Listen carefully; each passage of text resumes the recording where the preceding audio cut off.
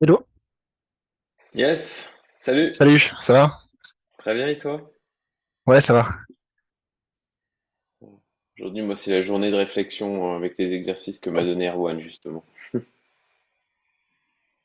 Ah, Avec des questions du style, j'ai partagé un peu sur le Slack, mais ok, hmm, quels sont mes points forts? Qu'est-ce que j'aime faire et je ne vois qu'est-ce que j'aime faire et je ne vois pas le temps passer? Quelles activités m'apportent une joie profonde?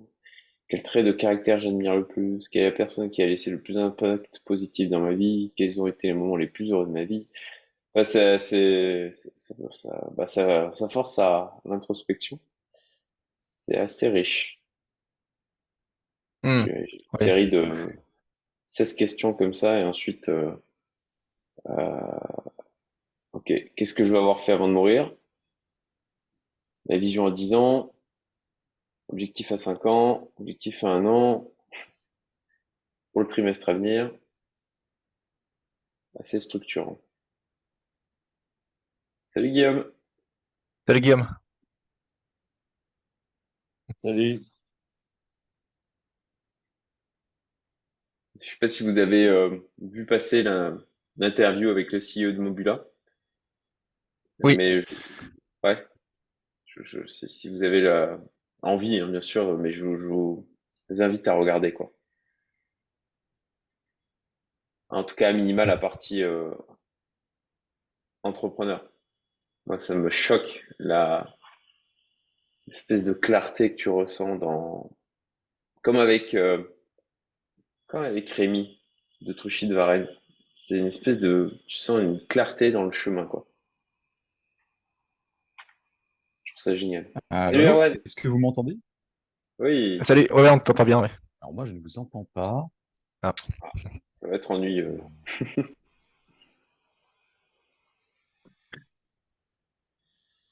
Allô, allô, Erwan. Peut-être parfois il faut. Oui, bon, Oui, en même temps, si je lui explique ce qu'il attention. faut faire alors qu'il nous entend pas, c'est très malin. C'est bon, je vous entends. Je vous entends, il n'y a pas de souci. Ok, Vous nickel. m'entendez là? Oui, on t'entend, génial.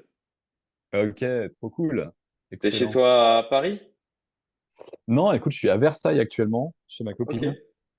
ok. Donc, d'où une très belle vue en fait, hein. C'est très sympa Versailles. Ouais, bah, il y a C'est pire comme endroit, ça c'est clair. ouais, c'est clair, ouais, c'est sympa. Il y a la forêt juste à côté. On a du bon air. C'est cool. Et toi, Génial.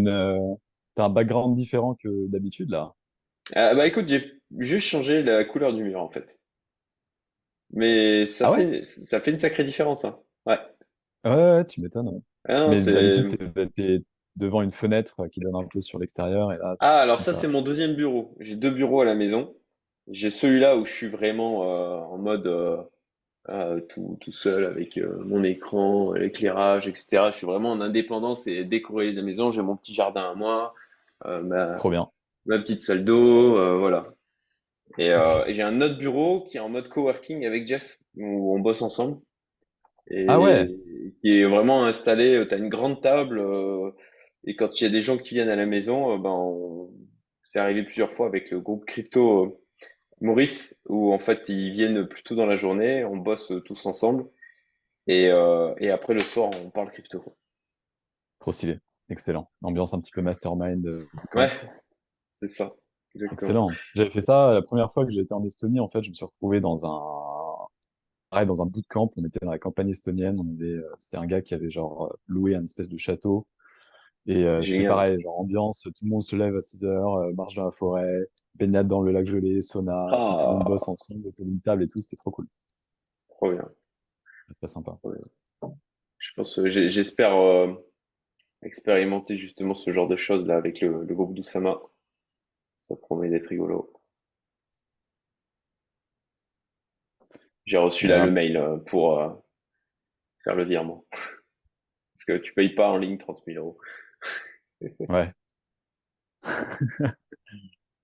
la CB, elle passe pas trop. Ouais. Non, la CB, elle passe pas. En tout cas, moi, au maximum, j'ai dû payer peut-être 9 ou 10K via la CB.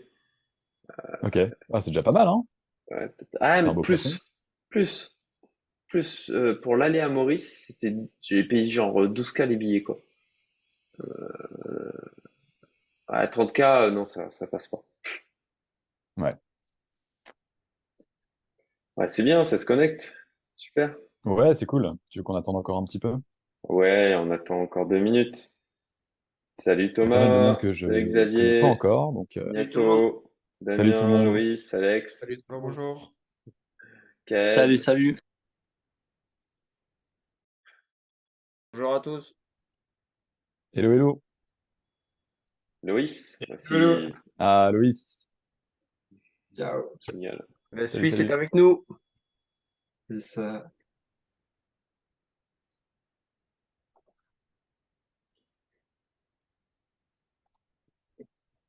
Yes, c'est Damien qui petit message. Donc, ouais, n'hésitez pas hein, à poser des questions au fur et à mesure, la mettre dans le chat.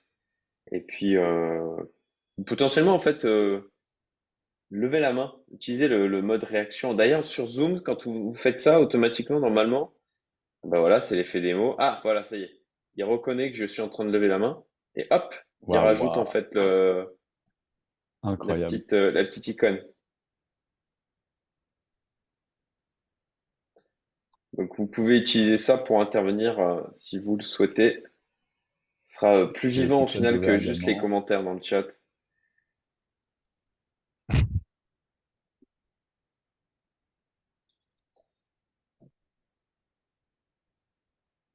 Salut tout le monde. Salut. Salut Salut Charles. Charles. Hello. Bon, allez, 34, je propose qu'on démarre. Allez, let's go. Est-ce Alors, que je peux partager mon écran? il faut que je te donne les droits. Et je vais juste me fendre d'une petite introduction. Du coup, Erwan nous a rejoint en décembre. Et j'étais mis en relation avec lui par Rémi de Truchy de Varenne. Et parce qu'il l'avait accompagné du coup sur l'optimisation de son organisation personnelle. Quand Rémi m'a montré ce qu'il avait déployé, j'étais extatique. Et du coup, je lui dis, OK, mets-moi en contact, je veux bosser avec lui, je veux le même jouet moi aussi, je veux tout pareil. Et du coup, voilà, on a été mis en contact par l'intermédiaire de Rémi avec Erwan. Au-delà de ce qu'il m'apporte, c'était une belle rencontre aussi, clairement dans l'esprit de la communauté, et c'est pour ça que aussi bah, je lui ai parlé de la commu et qui nous a rejoint. Et voilà, j'attendais qu'on ait suffisamment avancé, que j'ai bien expérimenté le process, que j'ai vu aussi les impacts, les impacts que ça a eu sur mon organisation, mon équilibre, mon bien-être quotidien, mon efficience, ma productivité et la clarté que ça me donne dans la, la direction que je prends et dans les tâches que j'ai à accomplir chaque jour, chaque semaine.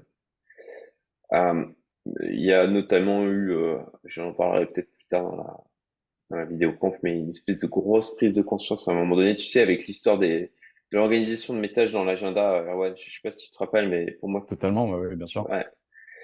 Et donc, je suis très heureux que Erwan ait accepté de venir nous parler de ce qu'il déploie, de comment il le fait, de pourquoi aussi. Il y a un vrai, vous allez voir, hein, c'est beaucoup de valeur aujourd'hui dans cette intervention. Et j'espère que vous prendrez toute la mesure de euh, bah, ce qu'il va nous partager, parce que bah, ça peut avoir un impact majeur. C'est le genre de, voilà, c'est le genre de moment là, le genre de partage qui peuvent changer des vies, réellement. En tout cas, pour ma part, il y a un avant-après. Ça a été tellement facile de changer, beaucoup plus. En fait, je m'attendais à vraiment avoir de la friction comme pas possible dans ce changement d'organisation personnelle et impossible de revenir en arrière maintenant, quoi. Et je ne suis pas au bout, quoi. Là, c'est ce que je partageais tout à l'heure dans le Slack de la communauté. Erwan m'a donné un travail de fond. C'est ce qui est génial avec son accompagnement, c'est qu'il y a vraiment un travail de fond à faire sur, ben, voilà, comment on s'organise, comment on a besoin de s'organiser. Et là, je suis à une étape où c'est une réflexion de fond sur, OK, qui je suis, qu'est-ce que j'aime, ce dans quoi je suis doué. Alors, c'est déjà des travaux que j'ai pu faire, donc c'est plus facile. Euh, et aussi les objectifs clairs à 10 ans, 5 ans, 1 an au trimestre. Parce que ben, c'est essentiel d'avoir de la visibilité et une direction pour bah, pas se perdre et aller un peu à gauche, aller un peu à droite.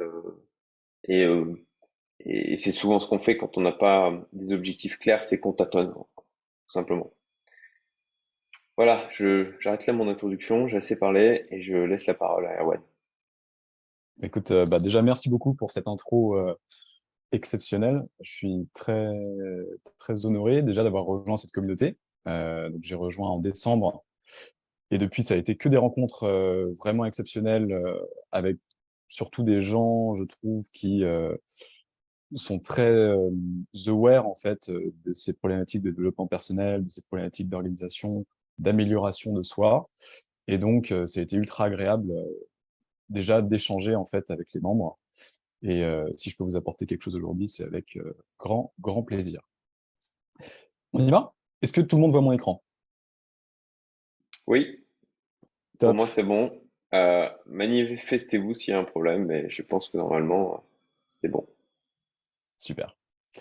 Alors, donc, le sujet d'aujourd'hui, c'est maximiser sa productivité et vivre plus heureux ou plus heureuse grâce au scaling personnel. Et évidemment, je vais vous expliquer un petit peu en quoi ça consiste. On a pas mal de choses à couvrir, donc je ne pourrais pas rentrer dans les détails sur tout. Et le but, c'est vraiment aujourd'hui de vous donner un tour d'horizon, en fait, des bonnes pratiques, de pourquoi est-ce qu'on fait ça, et des grands principes, en fait, à garder en tête lorsqu'on veut augmenter sa productivité.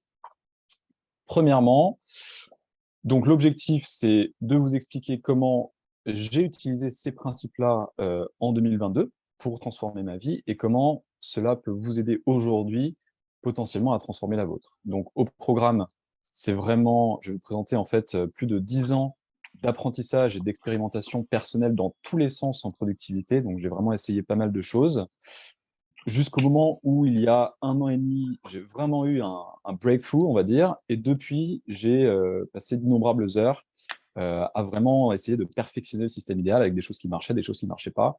Et donc, je vais vous présenter vraiment les takeaways aujourd'hui. Résumé des principes les plus efficaces en organisation personnelle, donc à la fois dans les livres, les études, les conférences qui existent aujourd'hui dans le domaine. Je vais vous montrer aussi une application concrète dans 7 domaines de notre vie à tous et à toutes, et les hacks en fait de productivité que j'utilise au quotidien.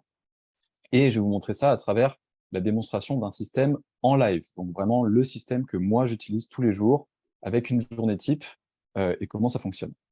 Et je finirai par aussi une recommandation des meilleurs outils à adopter, à la fois pour construire et se construire un système de productivité, et aussi des outils un peu annexes, des tools, des hacks qu'on peut mettre en place dans sa vie, même si je pense que vous en connaissez déjà pas mal. Euh, voilà, tout ça, ça va sûrement, ou en tout cas, moi je l'espère aujourd'hui, c'est que ça aura un impact vraiment direct, dès aujourd'hui, dès demain, dès la semaine prochaine, sur votre business, votre performance dans tous les domaines, et aussi votre bien-être général. C'est ce qu'on cherche aussi. Et donc, le but vraiment aujourd'hui, c'est de maximiser le retour sur l'attention que vous aurez bien voulu me prêter. Alors, le plan d'aujourd'hui, on va d'abord s'intéresser à pourquoi est-ce que on se scale, pourquoi est-ce qu'on doit se scaler aujourd'hui. Donc déjà, qui suis-je? Comment j'en suis arrivé là? Pourquoi notre cerveau n'est plus adapté au monde d'aujourd'hui? Et d'où l'importance du coup de se scaler avec un système d'organisation personnelle, un SOP. Deuxièmement, on va voir vraiment concrètement les stratégies de scaling avec, donc, comme je vous ai dit, 7 R d'applications. Je vais vous détailler tout ça. À chaque fois, les stratégies, les applications et des conseils pratiques pour chacune de ces applications et une démonstration live. Et enfin, on terminera par les conseils de mise en application, donc quel outil choisir, mes meilleurs conseils de mise en place. Et je vous parlerai un petit peu de Scale Me Up, qui est du coup mon agence en fait d'accompagnement des entrepreneurs dans leur productivité. N'hésitez pas encore une fois à poser des questions, donc dans le chat, en levant la main. Je vais essayer de voir si j'ai la vision sur tout le monde. Sinon, à la limite, posez une question dans le chat et ensuite, vous pouvez Normalement, la... tu as un système d'affichage en mode galerie. Ouais, Mais par alors contre, attends, j'essaie, mais par contre, la galerie, elle est vraiment gigantesque, donc je sais pas comment je peux la réduire. Si je manque une question, vous pouvez la poser dans le chat et prendre la je parole serai sans aucun problème, hein. vigilant aussi. Cool. Euh, alors, on démarre tout de suite. Pourquoi le scaling? Et je vais démarrer par vous parler un petit peu de moi rapidement. Donc, moi, je m'appelle Erwan, j'ai 27 ans, je vis aujourd'hui entre Paris et Tallinn, où j'ai passé vraiment un bon petit moment en 2022. Mon parcours rapidement, c'est que j'ai fait un peu le parcours classique prépa, puis HEC. Ensuite, je suis devenu product manager dans plusieurs startups, dans 3 startups, où en gros, j'aidais à construire des produits digitaux euh, pour ces startups-là. Et puis, depuis 2020, je suis entrepreneur, donc j'ai profité en fait du premier confinement Covid pour lancer Hello Virtuoso, déjà, qui est une école de musique en ligne pour apprendre le piano en 12 semaines. Puis ensuite, je me suis vraiment passionné pour le no-code et la digitalisation, et j'ai fondé Digital Systems, qui est une agence de conseil pour les PME en fait, de digitalisation grâce au no-code. Et puis enfin, Scale Me Up l'année dernière, où j'ai vraiment découvert le pouvoir du no-code dans la construction de systèmes de productivité pour les entrepreneurs. Donc aujourd'hui, en fait, on construit sur mesure des systèmes d'organisation personnelle. Globalement, j'ai toujours été obsédé par l'organisation, l'accumulation de connaissances et l'efficience. Je pense que c'est né en fait en prépa où naturellement on a besoin d'être comme ça, sinon on pète un câble. Et donc j'ai toujours en fait vraiment cherché le moyen le plus efficace possible de mettre à plat mes pensées, d'absorber de l'information, d'organiser mes journées pour atteindre les meilleurs résultats possibles. Quelque chose qui s'est prolongé quand j'étais en école, puisque je me suis mis en fait à dévorer tout un tas de bouquins sur justement l'organisation et les conseils pratico-pratiques de tous les gens qui ont atteint vraiment des résultats exceptionnels. Donc, je vous recommande, si jamais vous n'avez pas lu le livre Tools of Titans de Tim Ferriss, euh, jusqu'au point où en fait mon mémoire de fin d'école, c'était vraiment une analyse transversale de 192 profils d'entrepreneurs pour regarder ce qu'ils ont fait dans leur vie, ce qu'ils ont appliqué comme technique et ce qui les a menés à atteindre des résultats exceptionnels. On parle des fondateurs de Spotify, Slack, Wise et des boîtes comme ça, quoi. Et puis, quand je suis devenu entrepreneur, j'ai d'abord en fait expérimenté avec tout un tas évidemment de systèmes d'organisation personnelle. Donc, j'ai accumulé des dizaines et des dizaines de carnets. Donc, j'ai essayé de vous prendre une petite photo. Je pense que là, c'est une année en fait de carnet. Mais bon, j'écrivais énormément. Je me suis rapidement rendu compte évidemment des limitations de cette technique puisque c'est quand même un médium qui est à faible bande passante. Et puis, j'ai utilisé, honnêtement, j'ai essayé tous les outils en fait de productivité, Notion, Google Calendar, la to-do list de Google, Airtable, Evernote, OneNote, ClickUp, Trello, Toggle. Enfin, j'ai vraiment tout essayé et j'en suis arrivé à un point où tous les jours, je faisais en fait un process que je vais vous montrer après, mais où, comme vous voyez là, en fait, je mettais mes tâches et ensuite j'organisais ma journée mais sur papier, quoi. Et ensuite, j'ai bougé et j'ai utilisé un whiteboard, ce qui était déjà mieux parce que j'arrêtais, en fait, de buter la forêt de l'Amazonie chaque semaine. Mais c'était quand même pas très efficace, on va dire. Donc, concrètement, ça, c'était ce à quoi ressemblait mon calendrier en janvier de l'année dernière. Euh, donc, mon temps, en fait, splitté entre 3 projets, des calls dans tous les sens, fatigue constante, vraiment un espace mental totalement indisponible et, comme vous pouvez le voir, en fait, des journées chaotiques, quoi, ce qui ne m'aidait pas à avancer vers mes objectifs de long terme.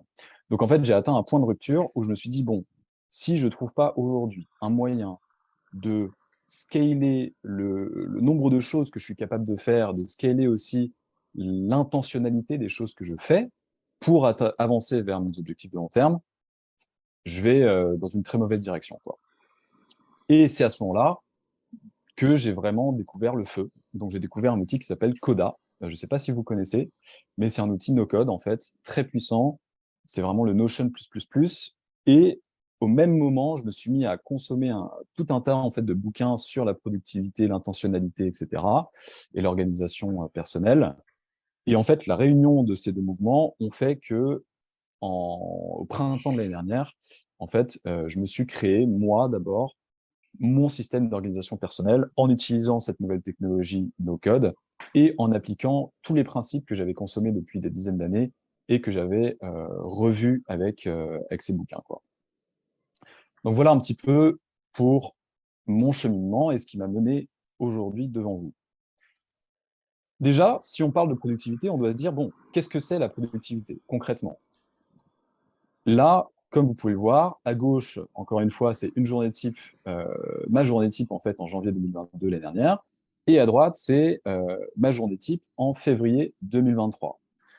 Et si on applique en fait une conception traditionnelle de la productivité, qui jusqu'à aujourd'hui était définie comme en fait un nombre ou une quantité d'output par quantité d'input, bah, on peut se dire qu'à gauche, en fait, je fais beaucoup plus de trucs, et qu'à droite, je fous pas grand-chose.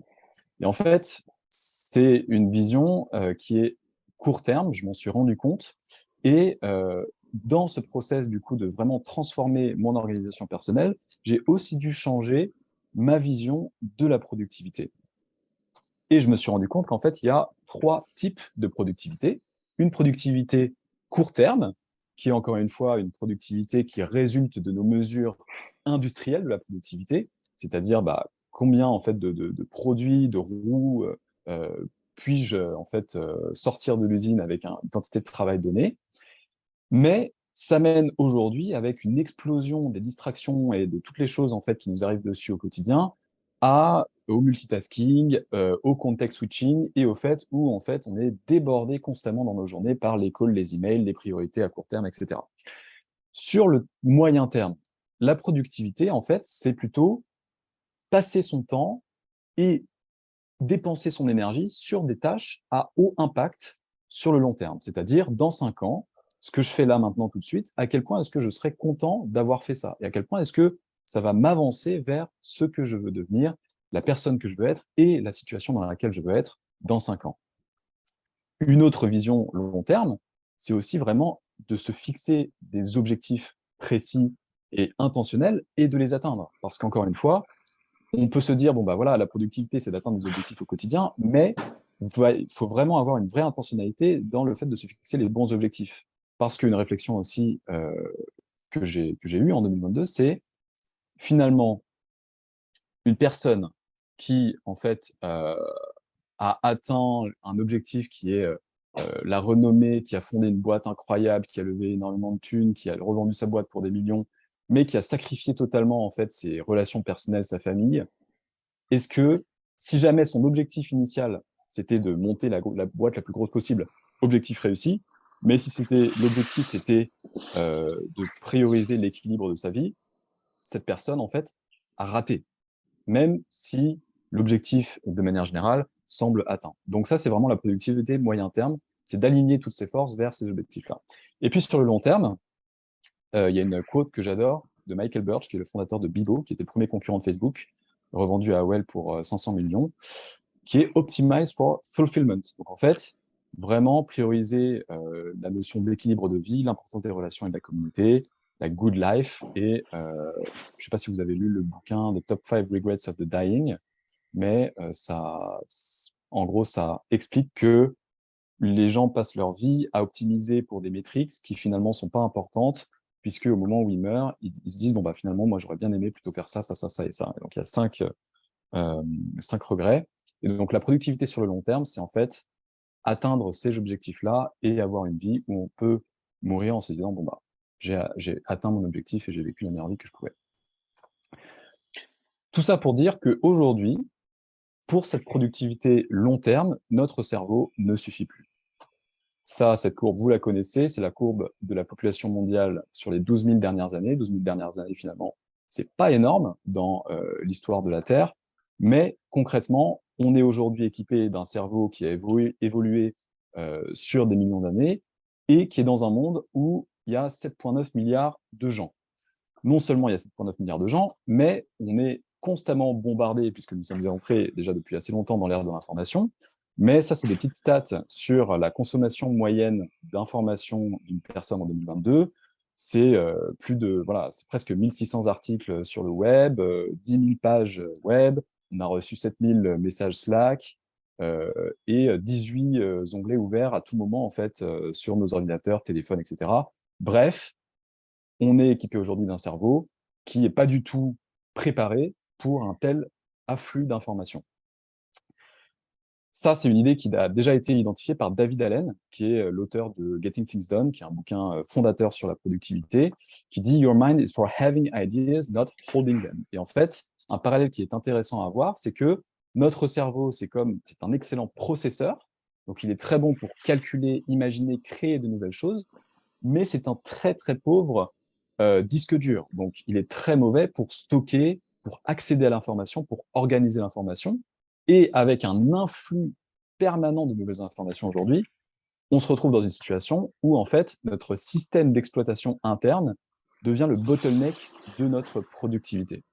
Donc, il y a une époque où le bottleneck, c'est-à-dire le goulet d'étranglement de notre productivité, c'était par exemple notre force physique. Quand il fallait bosser dans les champs, on était à la fin de la journée fatigué, on ne pouvait plus produire. Aujourd'hui, on est occupé des meilleurs outils et des meilleures technologies, mais évoluer avec ces technologies sans avoir upgradé son système de fonctionnement et son système d'organisation, c'est comme avoir un MacBook Pro qui a Windows XP dessus. C'est-à-dire que quoi que vous fassiez, en fait, ça va être lent, ça va être, et puis il y a une certaine quantité en fait de production qui va être rapidement atteinte, quoi. Et le stress, aujourd'hui fondamentalement, le stress et le burn-out euh, proviennent principalement du décalage entre notre capacité de production, de notre système d'exploitation interne, et les attentes de notre environnement qui décuplent d'année en année. Voilà pourquoi c'est essentiel de se scaler personnellement. Scaling personnel, c'est quoi? C'est en fait utiliser les nouvelles technologies, notamment les technologies no-code que je vais vous présenter aujourd'hui, pour vraiment exploser notre capacité de traitement automatique d'informations, d'actions, de connaissances et augmenter notre productivité long terme. Donc vraiment la productivité où dans 50 ans, on sera extrêmement content d'avoir mis tout ça en place. Comme disait Alfred North Whitehead, qui est un industrialiste assez important, la civilisation avance en augmentant le nombre d'opérations importantes qu'on peut traiter sans avoir à y penser. Quand on pense à, par exemple, la respiration, est-ce qu'on a besoin de penser consciemment à respirer aujourd'hui? Non. Et pourtant, aujourd'hui, il y a tout un tas de choses qu'on a besoin de faire consciemment, des to-do list, des trucs comme ça, noter des idées, y accéder, etc. Et elles doivent devenir automatiques pour pouvoir nous autoriser à évoluer dans un monde qui est beaucoup plus intense, quoi. Les bénéfices d'un scaling personnel, c'est tout simplement de bénéficier des effets cumulés. Donc du compound effect, vous savez que si on augmente, si on s'améliore en fait de 1% chaque jour, mathématiquement, ça veut dire qu'en un an, on devient 37 fois meilleur à une certaine tâche.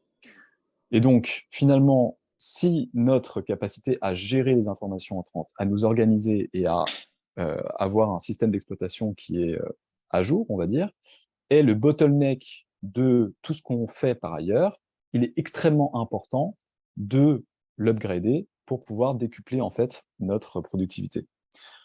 On est aussi dans un monde où les ressources rares ne sont plus les mêmes qu'au XXe siècle. Encore une fois, au XXe siècle, la ressource rare, c'était le travail brut, c'était vraiment notre capacité à travailler en fait de manière physique.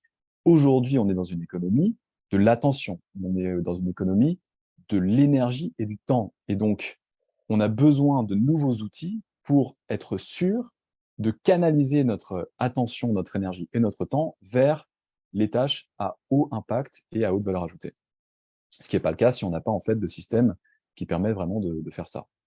Et donc, les impacts positifs du scaling personnel, c'est vraiment des objectifs plus clairs, un contrôle total de votre calendrier, une to-do qui est fluide et impactante au quotidien, un gain de temps, puisqu'on n'a plus à naviguer, à ressortir son carnet, à chercher des informations, etc. Mais on a tout qui est accessible, des nouvelles habitudes positives au niveau du sport, de la santé, du sommeil. C'est ce qui m'est arrivé également en 2022. Je vous expliquerai un petit peu sur la section habitudes.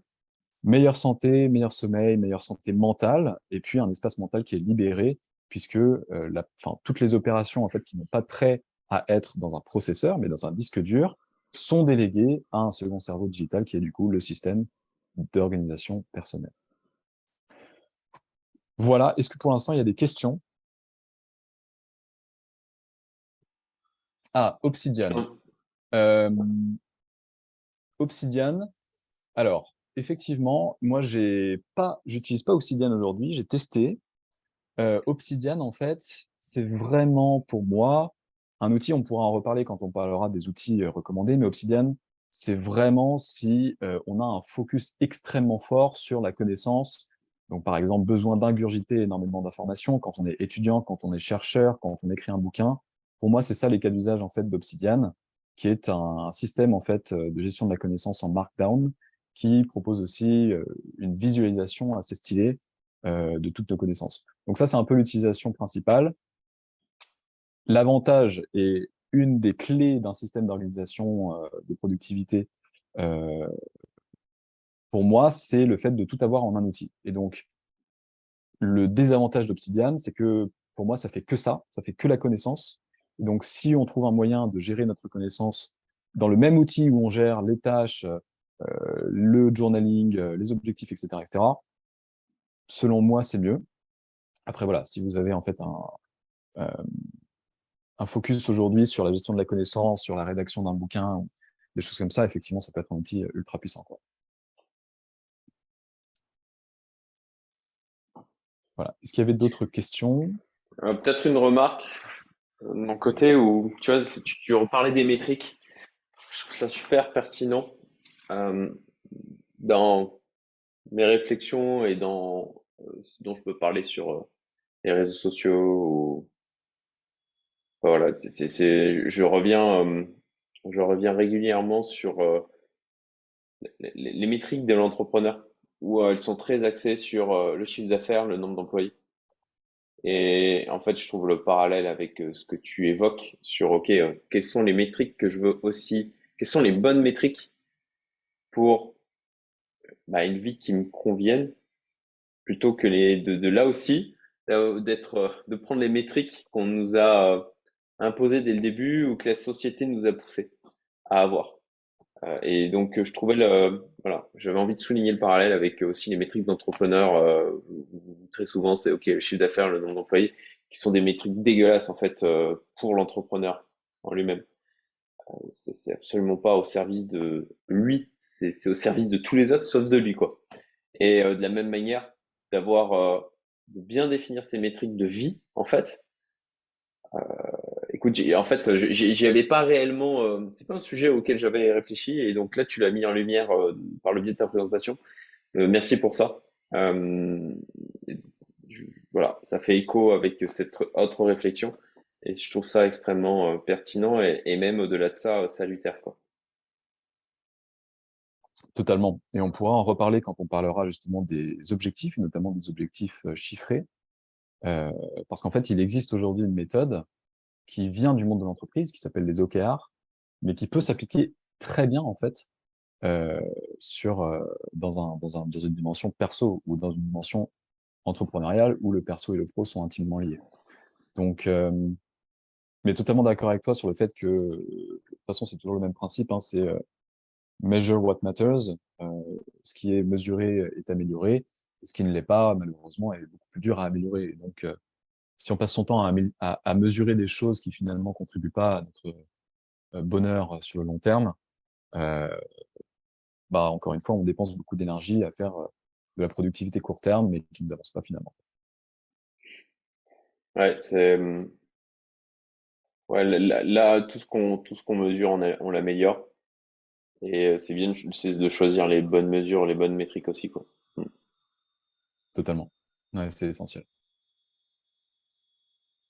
Alors, bon, on a parlé beaucoup de pourquoi, on a parlé de théorie. Maintenant, allons dans la pratique. Comment on fait concrètement? Comment se scaler personnellement? En fait, pour moi, je vois ça comme un mélange d'habitude et d'un système d'organisation personnelle qui est scalable. Donc les habitudes, c'est en fait notre comportement au quotidien, c'est un peu le côté processeur, on va dire, où on va utiliser notre cerveau pour à la fois nourrir le système, pour le consulter régulièrement, pour aussi l'entretenir. Et puis le système, c'est vraiment concrètement mettre en place un outil, si possible technologique, qui va venir soutenir tout ce scaling et nous permettre d'exploser justement notre productivité long terme. quelles sont les clés d'un bon système d'organisation personnelle, d'un bon outil, justement, pour pouvoir s'appuyer dessus? Numéro 1, il doit être scalable, c'est-à-dire qu'il peut contenir 10 tâches ou 10 000 tâches de manière complètement égale. Typiquement, moi, les outils, ou en tout cas le système d'organisation personnelle que j'utilisais jusqu'à il y a un an, c'était donc les carnets, le papier, etc. Le papier, c'est très peu scalable, hein. Si jamais on a besoin de stocker 10 000 tâches sur du papier, good luck. Alors que justement, le but d'un outil no-code, par exemple, ou d'un outil technologique de manière générale, c'est d'avoir cette scalabilité où dans 5 ans, on pourrait encore être en train d'utiliser le même outil avec tous les bénéfices que ça a en termes aussi d'accessibilité de l'information. En quelques secondes, au lieu de retourner dans la cave, chercher un ancien carnet pour se remémorer une idée qu'on avait il y a 2 ans, quoi.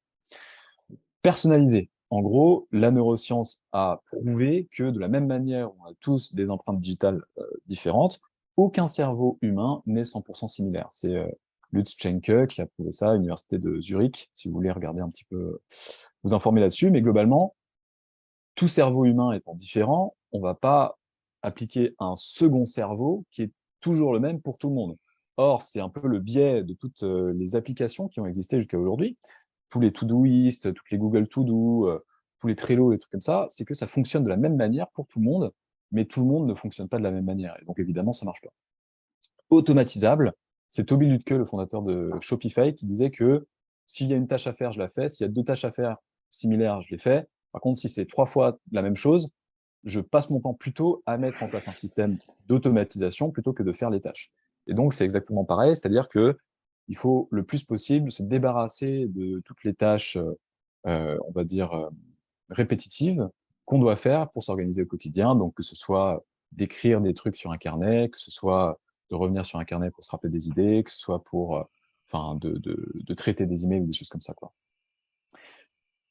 Un bon système d'organisation personnelle respecte également les 4 lois de l'habitude. Donc, c'est James Clear qui les a identifiées dans Atomic Habits. Pour que quelque chose soit sticky, c'est-à-dire pour que quelque chose reste dans nos vies et qu'on soit incentivé à l'utiliser au quotidien sans effort, il faut que ce soit accessible. Donc, encore une fois, l'accessibilité d'ouvrir un nouveau onglet Chrome contre l'accessibilité d'aller chercher son carnet dans le placard n'est pas la même. Il faut que ce soit attirant, il faut que ce soit voilà, sympa à utiliser, quoi.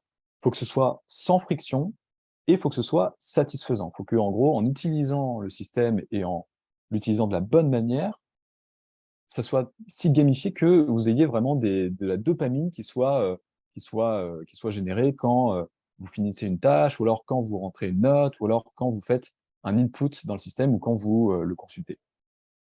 Et si possible, c'était le point de tout à l'heure que je faisais avec Obsidian, c'est que ça soit intégré en un outil, déjà pour gagner du temps, et deuxièmement pour faire des synergies, pour pouvoir créer une tâche qui fait référence à une note, ou alors dans une note faire référence à une tâche ou à une idée, et bref, que tout ça soit intégré pour ne pas constamment euh, switcher entre différents outils, ce qui est malheureusement en fait le cas pour beaucoup de personnes aujourd'hui. Donc, prenez un petit moment pour identifier les différents outils et combien d'outils vous avez en place aujourd'hui pour gérer les différentes parts, les différentes aires de votre productivité.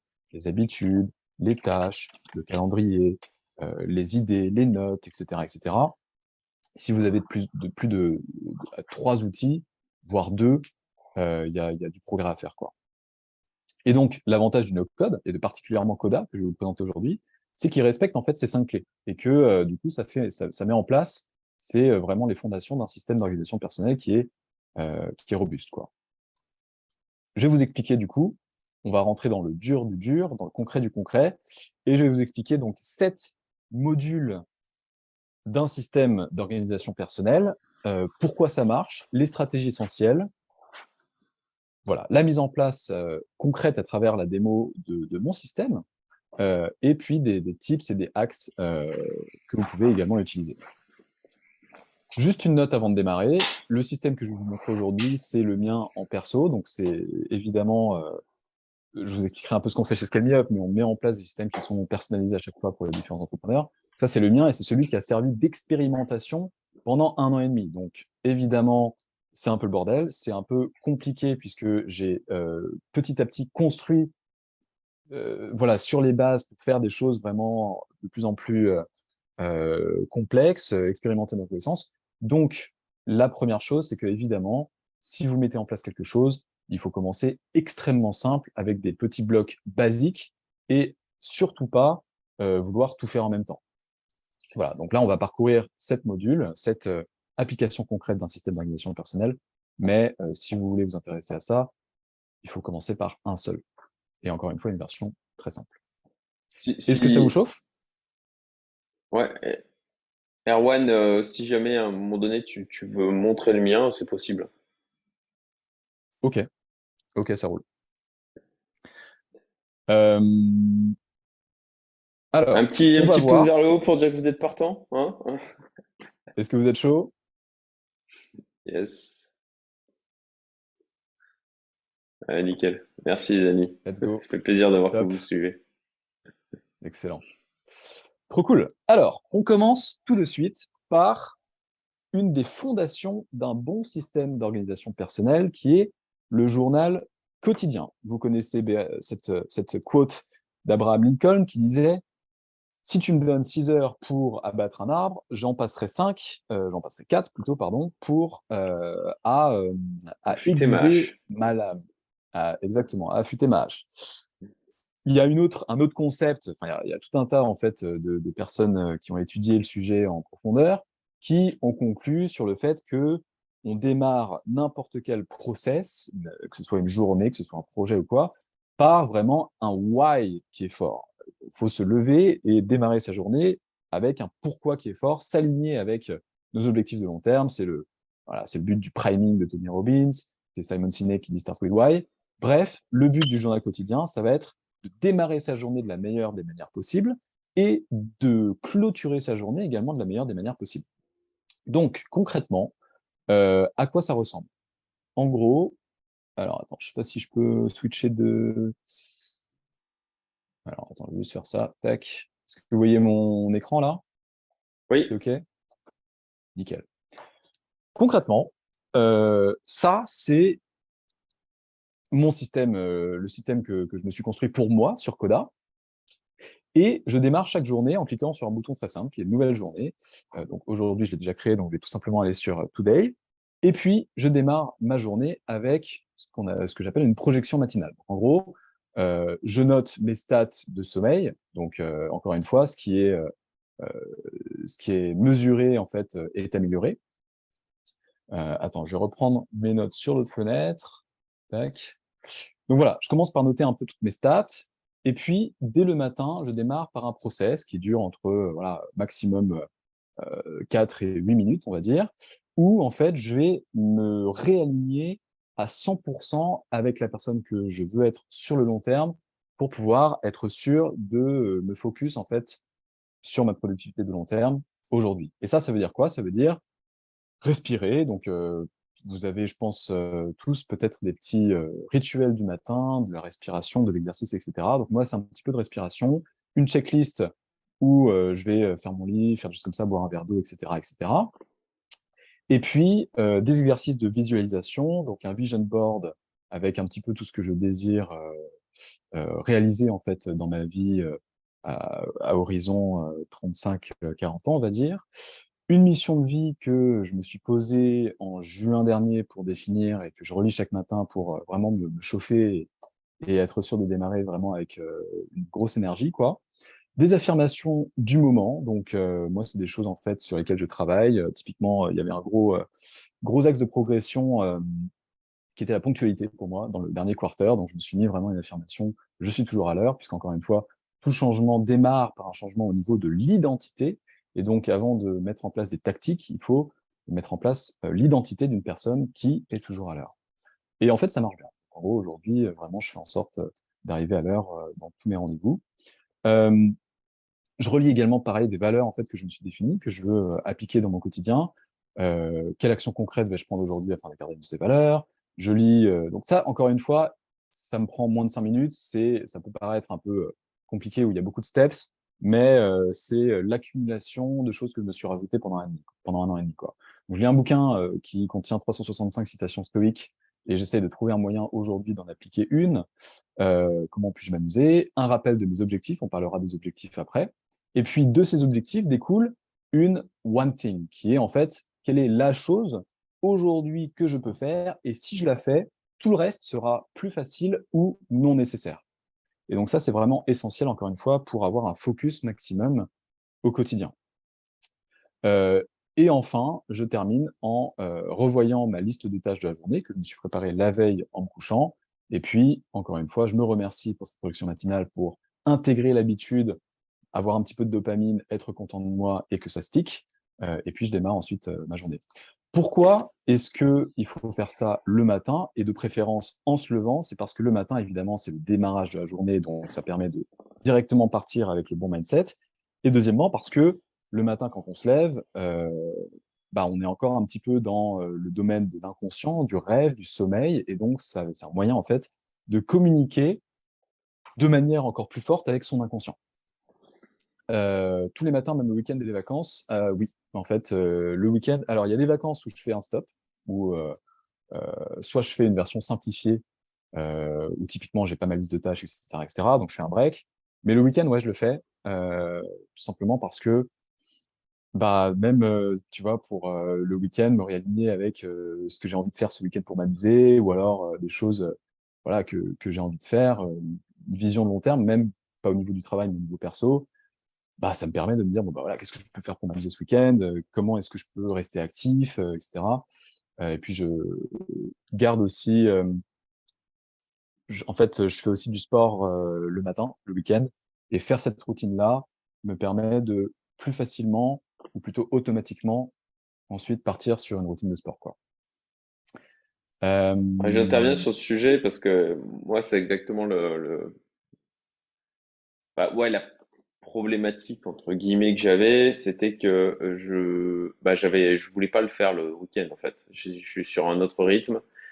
J'ai les filles qui sont là, on va faire d'autres trucs et et pour l'avoir vécu aussi en vacances où je me mettais de la pression sur faire ma routine et tout. En fait, du coup, j'étais frustré parce que j'arrivais pas à faire correctement, que j'étais toujours dérangé par les enfants et en fait, bon, j'ai appris aussi avec le temps à lâcher prise et dire, bah voilà, là, j'ai pas le cadre qu'il faut, bah c'est pas grave et je le fais pas.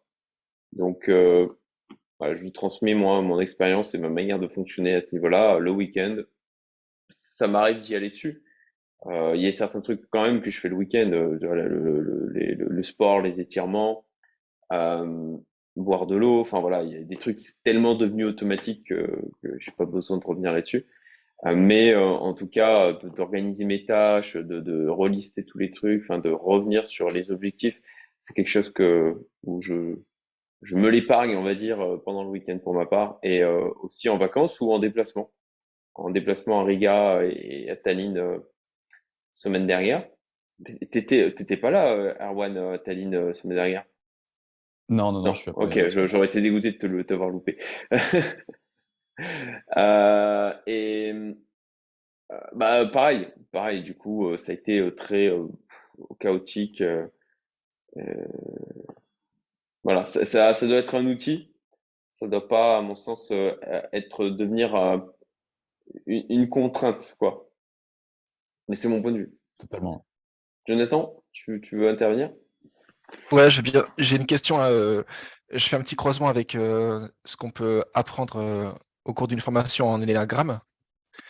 Je l'ai pas faite, hein, de ma question, mon interrogation.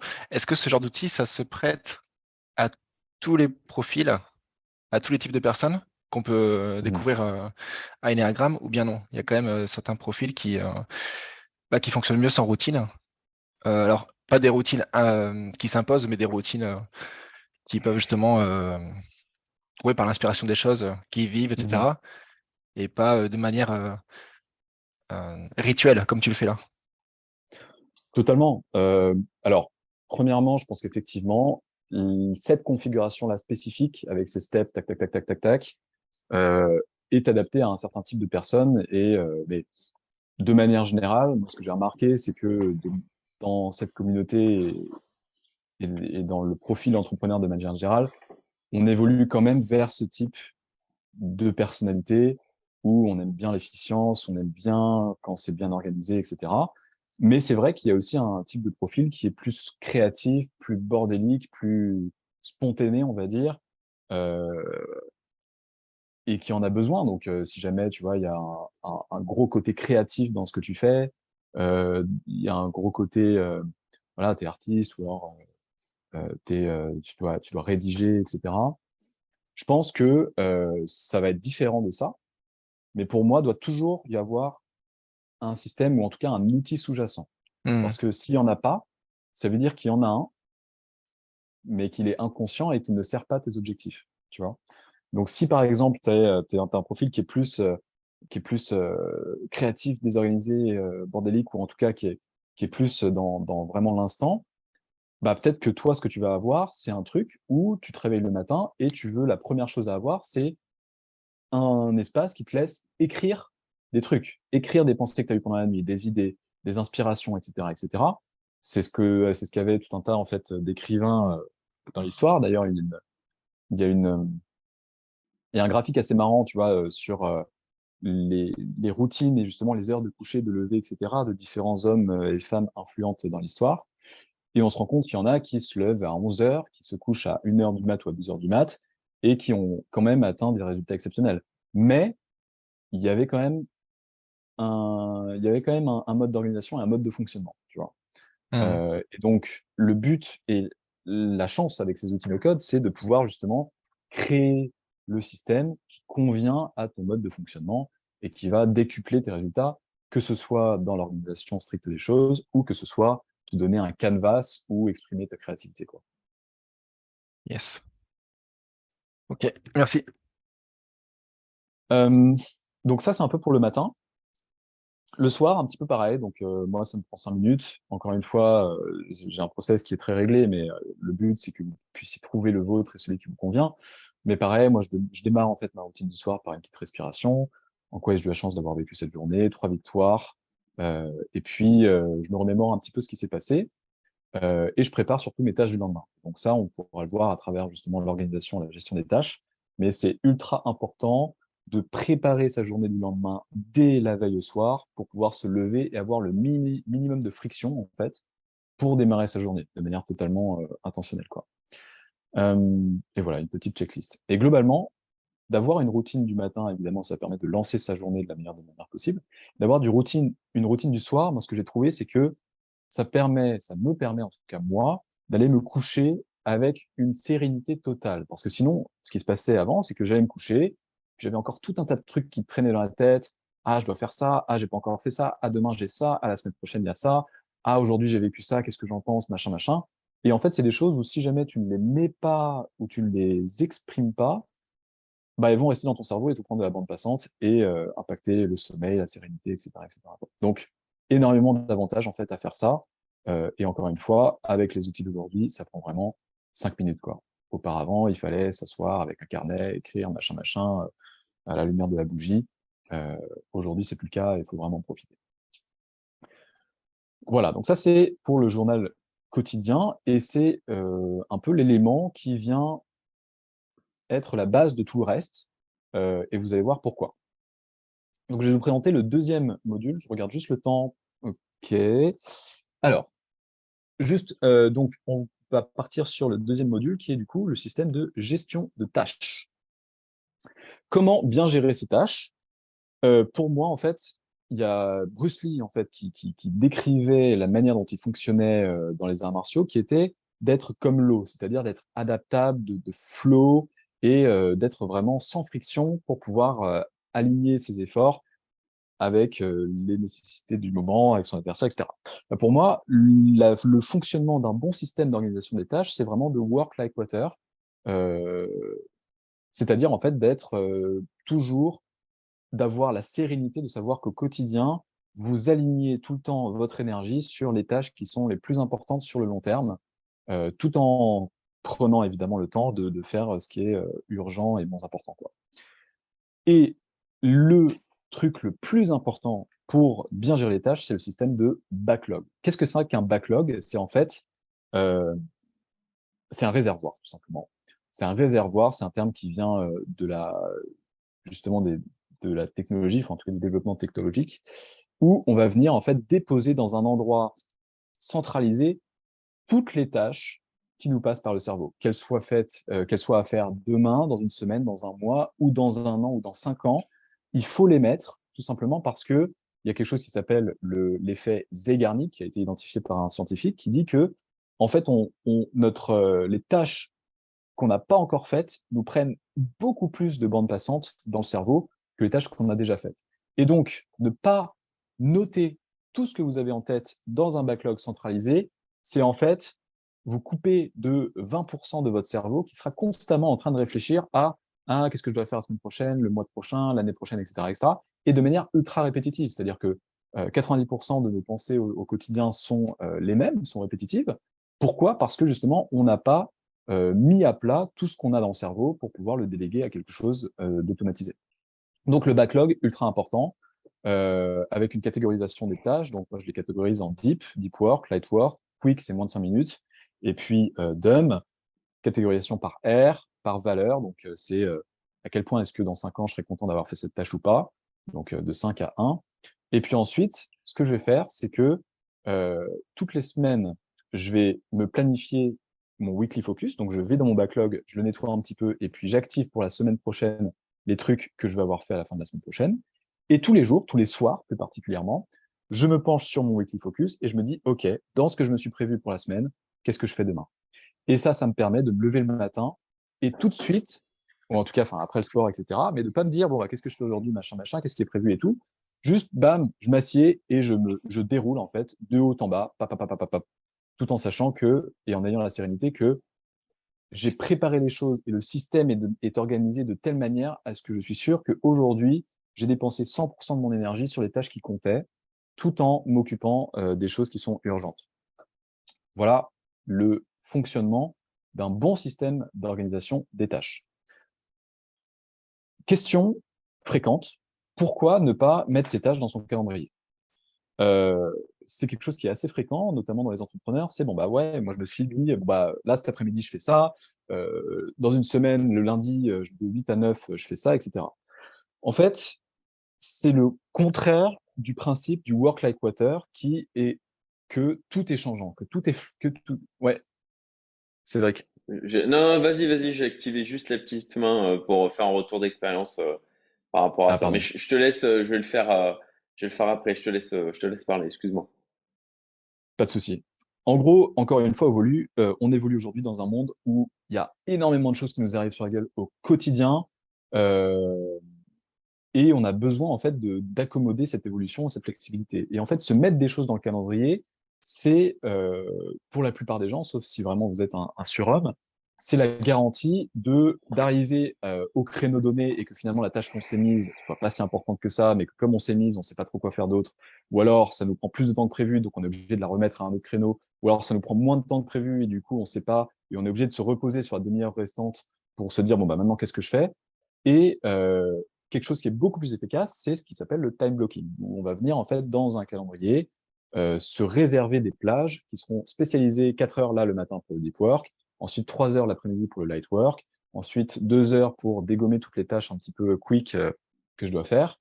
Euh, et ça a été prouvé en fait qu'on est 40% moins productif quand on est constamment en train de switcher d'une tâche deep à un truc light, un email qui arrive ou auquel on doit répondre, etc., etc. Voilà. Les avantages également d'un bon système de gestion des tâches, c'est de gamifier l'expérience pour nous rendre vraiment addicts à la productivité et donc de mettre en place, enfin, moi, c'est des choses qui me plaisent là, tu vois, mais il peut y avoir des choses qui plaisent à d'autres personnes, mais moi, c'est un vrai kiff que ça change de couleur, que ça soit sympa à utiliser, d'avoir un petit bouton pratique pour effacer la tâche, etc., etc., quoi. Euh, voilà. Alors, question là-dessus. La matrice d'Eisenhower, depuis septembre. Si pas urgent, pas important, j'attends qu'on me le rappelle.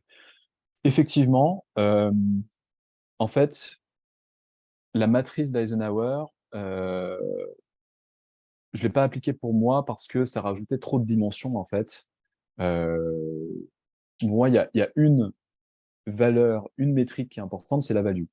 Et, euh, et en fait, ça me permet bosser également et de prendre du temps consciemment chaque jour pour bosser sur des projets qui ne sont pas forcément urgents, mais qui seront très importants, qui auront des effets de cumulés qui sont très importants sur le long terme. Mais la matrice Eisenhower, c'est aussi, voilà, ça a été prouvé, c'est une bonne idée, mais quand on rajoute à la matrice d'Eisenhower une dimension où on vient planifier chaque jour les tâches les plus importantes, pour moi, ça complexifie un peu les choses, quoi. Est-ce qu'il y a d'autres questions par rapport à ça? Alors, je vais intervenir peut-être du coup sur moi, mon sujet, où j'ai eu un moment de révélation quand on faisait ce travail ensemble, Erwan, où j'utilisais en fait mon agenda pour tout planifier, tout noter. Et je me suis rendu compte, par le biais de l'accompagnement d'Erwan, qu'en fait, j'étais devenu extrêmement inefficient et sur les tâches qui me prenaient plus d'une demi-journée, voire une journée. Dans le sens où bah, je planifiais, par exemple, sur ma semaine, bah voilà, je vais prendre une demi-heure pour avancer. Par exemple, sur le séminaire, gérer un exit. J'avance, du coup, pendant cette demi-journée. Et puis, je me mets à faire les autres trucs. Et sauf que j'ai planifié plein d'autres trucs dans le reste de la semaine. Du coup, je replanifie une demi-journée plus loin, voire au maximum une journée, mais bien souvent, c'était une demi-journée. Et en fait, je crée du coup une segmentation qui est juste catastrophique pour bah, être efficient sur l'avancée de cette tâche qui pourtant est super importante. Et je m'étais enfermé dans un système comme ça où vraiment je ne m'en rendais pas compte. Sur toutes les tâches, j'étais bah, effectivement, je pouvais accomplir des tâches qui prenaient une demi-journée, une heure, 30 minutes, et ça, j'en accomplissais plein dans la semaine. Mais sur les tâches qui étaient plus longues, où il y avait plusieurs journées de boulot, etc., ben, je me retrouvais à les avancer de manière très fractionnée, et alors qu'elles étaient encore une fois importantes et impactantes, et du coup à ne pas vraiment, à être très frustré par rapport à ça. Et je m'étais complètement enfermé dans ce système, en me disant bah non, mais je planifie des trucs, je suis organisé, etc. Et voilà, le fait de passer au backlog m'a vraiment permis de prendre du recul par rapport à ça, de dire ok, ben comme Erwan, d'aménager des plages de temps euh, en deep work dans la semaine, et me dire bah voilà, dans ces phases, en fait, je vais poursuivre sur, je vais prendre les tâches de mon backlog et poursuivre sur les tâches qui sont les plus importantes, ce qui me assure une bien meilleure fluidité et capacité à avancer sur des tâches fortement impactantes. Je crois qu'il Totalement. Damien, je fais ça pour m'organiser, mais uniquement à l'échelle du produit. J'utilise Linear pour le faire. Je connais pas. Alors, je connais pas Linéaire non plus, euh, mais effectivement, c'est une manière de fonctionner, en fait, qui vient un Cédric? peu justement de... Allô? Ouais, j'ai une question pour Cédric. Ouais. Et donc, du coup, comment tu fais maintenant? Donc, pour ton exemple, avant, tu faisais une demi-journée par-ci par-là. Et donc, maintenant, comment tu fais pour avancer pour ton séminaire? Ah bah en fait, déjà, j'ai modifié alors, mon agenda me sert pour éventuellement certaines tâches récurrentes, mais surtout pour maintenant les rendez-vous et pour bloquer les plages de temps où je veux pas avoir de rendez-vous justement. Euh, et, et ce que je fais, c'est que j'ai du temps de prévu chaque semaine et de bloquer pour pouvoir ben, avancer sur, au final, globalement les tâches du backlog. Et grâce au système de notation et l'organisation qu'il y a en début de semaine sur dire, OK, sur quelle tâche je vais avancer pendant la semaine, et du système de valorisation des tâches, en disant, bah voilà, ça c'est une tâche 5 étoiles parce qu'elle va avoir un impact important, bah, automatiquement, en fait, je me retrouve à beaucoup plus avancer sur les tâches les plus importantes. Et sans ça, sincèrement, je vois pas comment j'aurais réussi à lancer le séminaire en question et à avancer sur le sujet. Moi, j'ai vraiment ressenti un impact dans ce que j'ai pu accomplir sur le premier trimestre de l'année. Depuis, on a commencé à déployer le système, c'était fin janvier, hein, Erwan, hein, si je me souviens bien, dans ces Ouais. eaux-là. Et en seulement 2 mois, Alors, typiquement, le premier objectif que je m'étais donné, c'était de générer 100 K de revenus sur c'était le premier trimestre. Alors, je les ai pas atteints, j'ai atteint 85 K. Euh, mais sincèrement, j'y serais pas arrivé sans le déploiement du système, quoi. Ok, merci. Merci beaucoup. Une question pour toi, Erwan. Déjà, je trouve Yes. ça passionnant et comme pour Cédric, je trouve ça juste dingue en fait l'idée de se dire, de poser en fait simplement deep work sur 4 heures plutôt que d'avoir une tâche prévue 2 à 3 semaines à l'avance. Enfin, ça répond à une question sur laquelle j'étais en train de chercher. Donc c'est la réponse que je cherchais. Je sais que j'étais en train de la chercher depuis longtemps, mais je trouvais pas forcément la méthode qui me permette d'arriver là. Donc merci. Et j'ai une question par rapport à ça, parce qu'on parle beaucoup justement de planifier, et dans tout ce qui est, on a parlé aussi de la matrice d'Eisenhower, et c'est justement ça qui me fait venir là-dessus et rebondir maintenant, c'est par rapport à la priorisation. Toi, tu utilises quoi comme outil pour prioriser quelles sont les tâches? En fait, comment tu vas noter par exemple ta tâche à 5 diamants, à 5 étoiles, Hmm. versus une tâche à 2 étoiles? Est-ce que tu as un outil? Est-ce que tu as une technique? Non, en fait, c'est juste quand je les note. Donc, tu vois, je vais dans mon backlog. Quand je note une tâche, instinctivement, je sais en fait si c'est du 5 étoiles, 4 étoiles. Enfin, globalement, 5 étoiles, c'est le truc, c'est je vais pouvoir, dans 5 ans, en fait, si jamais je le fais bien, ça sera très, très impactant, tu vois, ou ça fait partie d'un projet qui est très impactant. 4 étoiles, c'est important, il faut le faire et j'ai envie de le faire. 3 étoiles, honnêtement, c'est vraiment les trucs qui sont bon, vas-y, je les fais, mais parce qu'il faut les faire.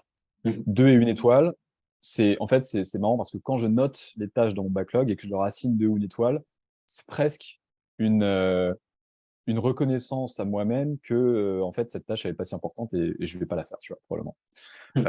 Ou alors, c'est tellement long terme que j'y suis pas encore et ça viendra, mais pas maintenant, tu vois. Parce que je dois faire plein de trucs avant. Donc, ça se fait assez naturellement et évidemment, les choses sont changeantes et donc, j'ai l'habitude, et c'est une habitude qui est extrêmement précieuse pour moi, lors du bilan hebdomadaire, et on va en parler juste après, je repasse dans mon backlog, je prends 10 minutes pour repasser toutes les tâches que je me suis planifié, encore une fois, ever, quoi, et je nettoie. Donc, en gros, bah voilà, Damien, tu parlais un petit peu du process pour développeurs. En fait, ce process est un process à la base pour développeurs. Donc, le backlog, c'est un terme de développeur, de produit, en fait, de gestion de produit. Backlog grooming, on appelle ça, c'est le fait justement de retourner dans le backlog et de nettoyer, de prioriser, machin, etc. Et donc, chaque semaine, je reviens et je me dis, ouais, ça, en fait, c'est plutôt 3 étoiles. Ça, en fait, je me suis rendu compte d'un truc et c'est 5 étoiles. Ça, je le delete parce qu'en fait, c'est plus d'actualité. Et je coche tous les trucs que j'ai fait aussi, tu vois, et que j'ai pas coché au quotidien. Donc, euh, donc voilà, en fait. Ok, merci du retour. Et une autre question qui me vient du coup Eisenhower, c'est la partie urgence, donc la partie timing. Ça, tu l'as fait rentrer à quel moment en fait dans les tâches que tu mets? En fait, je la fais pas rentrer. Ok, Euh, Pourquoi? Parce qu'en fait, si un truc est urgent et crucial, ce sera un 3 ou 4 étoiles, tu vois. ouais, Et donc, ça rentrera, en fait, j'ai une notion de deadline. En gros, je me suis mis un fil deadline si vraiment il y a ok. un truc ultra, ultra important où, et en fait, quand tu mets la deadline, ça va remonter automatiquement ensuite dans ta liste de tâches Hmm. du jour quand elle arrive, tu vois. Mais en fait, il y a plein de trucs. On pense que c'est urgent et on pense qu'on doit le faire aujourd'hui, mais si on le fait pas, c'est pas si grave, tu vois. Et si on le fait pas et qu'à la place, on fait un truc qui nous fait avancer sur le long terme, bah, en fait, c'est mieux. Et ça, ce système-là, avec cette notion de valeur, ça nous force à nous dire, OK, bon, ce système, enfin, cet email-là qui arrive où la personne demande une réponse immédiate, est-ce que c'est vraiment urgent, quoi? Est-ce que c'est vraiment important? Et si oui, bah, je le mets dans ma semaine et je me prévois une plage de 2 heures où je fais du task killing et je m'occupe de tous les trucs un peu chiants, quoi. Sinon, en fait, bah là, je vais pas en fait sacrifier, je vais pas couper ma plage de 4 heures de deep work pour un truc qui est pas finalement très urgent, quoi. Ok, top. Voilà, Merci de ton retour. avec plaisir. Euh, on peut avancer. Et on va passer à la notion de bilan. Alors, c'est bien beau de mettre des trucs, de donner des inputs au système, etc., mais un des trucs les plus impactants et un des trucs essentiels en fait que vous allez pouvoir retirer d'un système d'organisation personnelle, c'est les bilans. Les bilans, c'est quoi? C'est de pouvoir en fait, j'aime bien prendre l'image de quand vous gravissez une montagne, bah, si jamais vous n'avez pas à la fois l'habitude de faire des bilans, ni le système pour pouvoir faire des bilans rapidement, c'est comme gravir une montagne et toujours être à flanc de falaise et toujours s'intéresser à ce qu'il y a un petit peu devant soi, sans prendre le recul de se retourner de temps en temps, de voir le chemin accompli, de voir les erreurs qui ont été faites, de voir si on n'avait pas pu prendre un autre chemin qui était plus rapide, d'en tirer des enseignements pour avancer plus rapidement et aussi tout simplement euh, avoir de la gratitude, avoir de la reconnaissance et retirer du bonheur de voir le chemin accompli. Et ça, c'est le but des bilans.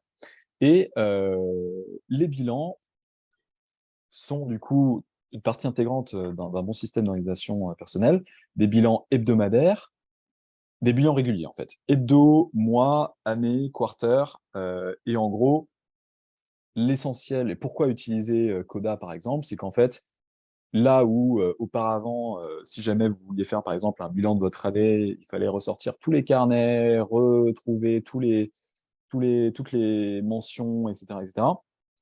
Bah là, en fait, en 5 minutes, là, j'ai par exemple la semaine dernière, la semaine du 17 avril, j'ai toutes les gratitudes que je me suis notées pour la semaine, tout ce qui s'est passé, tous les événements que j'ai notés, toutes les tâches que j'ai réalisées, et puis je peux en fait, je me suis fait un template qui me permet de faire un bilan vraiment ultra rapidement, quoi. Pour faire un bilan qui est impactant, c'est comme ChatGPT, il faut avoir des bons prompts. Parce que sinon, en fait, ça sert à rien d'être un petit peu laissé, voilà, bon bah ok, c'est cool ce qui s'est passé cette semaine, bon voilà quoi.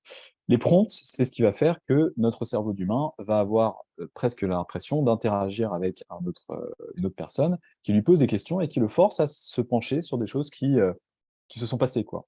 Donc, moi, typiquement, chaque semaine, déjà, je me réaligne en fait avec mes objectifs long terme, mes valeurs, ma vision, etc., etc. Et puis je me dis, bon, qu'est-ce qui s'est passé la semaine dernière? D'accord. Quelles étaient les grandes victoires? Quels étaient les grands échecs? Qu'est-ce que je peux faire la semaine prochaine pour éviter de refaire les mêmes erreurs? Je me remémore les idées de cette semaine, je me remémore les tâches qui se sont passées, qu'est-ce qui a bien avancé, qu'est-ce qui a pas bien avancé. Euh, et puis, c'est l'occasion, encore une fois, de repartir sur le backlog, de reprioriser un petit peu tout et de refaire un weekly focus pour être sûr à 100% sur la semaine suivante, à la fois d'appliquer les enseignements et de se focaliser sur les choses à haute valeur ajoutée. Pourquoi est-ce qu'on fait ça? C'est encore une fois le concept d'amélioration perpétuelle. Sinon, il y a tout un tas de choses que vous avez appris, que vous avez vécues et que vous avez faites la semaine dernière, bah juste qu'ils passent à la trappe et puis et puis qui ne sont pas réutilisés en fait. Si, par exemple, vous essayez de vous rappeler de ce qui s'est passé il y a 2 semaines et 3 leçons de tout ce qui s'est passé il y a 2 semaines. Bah, vous pouvez le faire maintenant, mais c'est extrêmement difficile si jamais en fait on n'a pas un bon système, tout simplement parce qu'encore une fois, le cerveau n'est pas un bon disque dur. Voilà. Et donc, très important de faire du coup cette notion de bilan, quoi. Est-ce qu'il y a des questions là-dessus? Donc évidemment, c'est la même chose sur les quarters, sur le mois et sur les années. Et j'ai vraiment ressenti le bénéfice de faire ça quand j'ai fait mon bilan de l'année 2022, où en fait, pareil, en 5 minutes, j'avais tout ce qui s'est passé, enfin, toutes les tâches que j'ai faites en 2022, des plus importantes aux moins importantes, toutes les leçons en fait de vie que j'ai apprises en 2022, toutes mes pensées, toutes les photos en fait aussi que je me suis noté comme des photos importantes, toutes les gratitudes, et en fait, ça met à plat les éléments pour pouvoir avancer de manière extrêmement bénéfique et intentionnelle, quoi.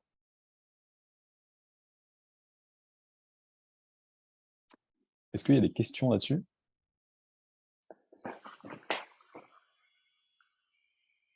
Non, c'est tout bon. All right. Moi, j'en ai une. Si tu veux bien Yes, répondre. Ouais. carrément, ouais.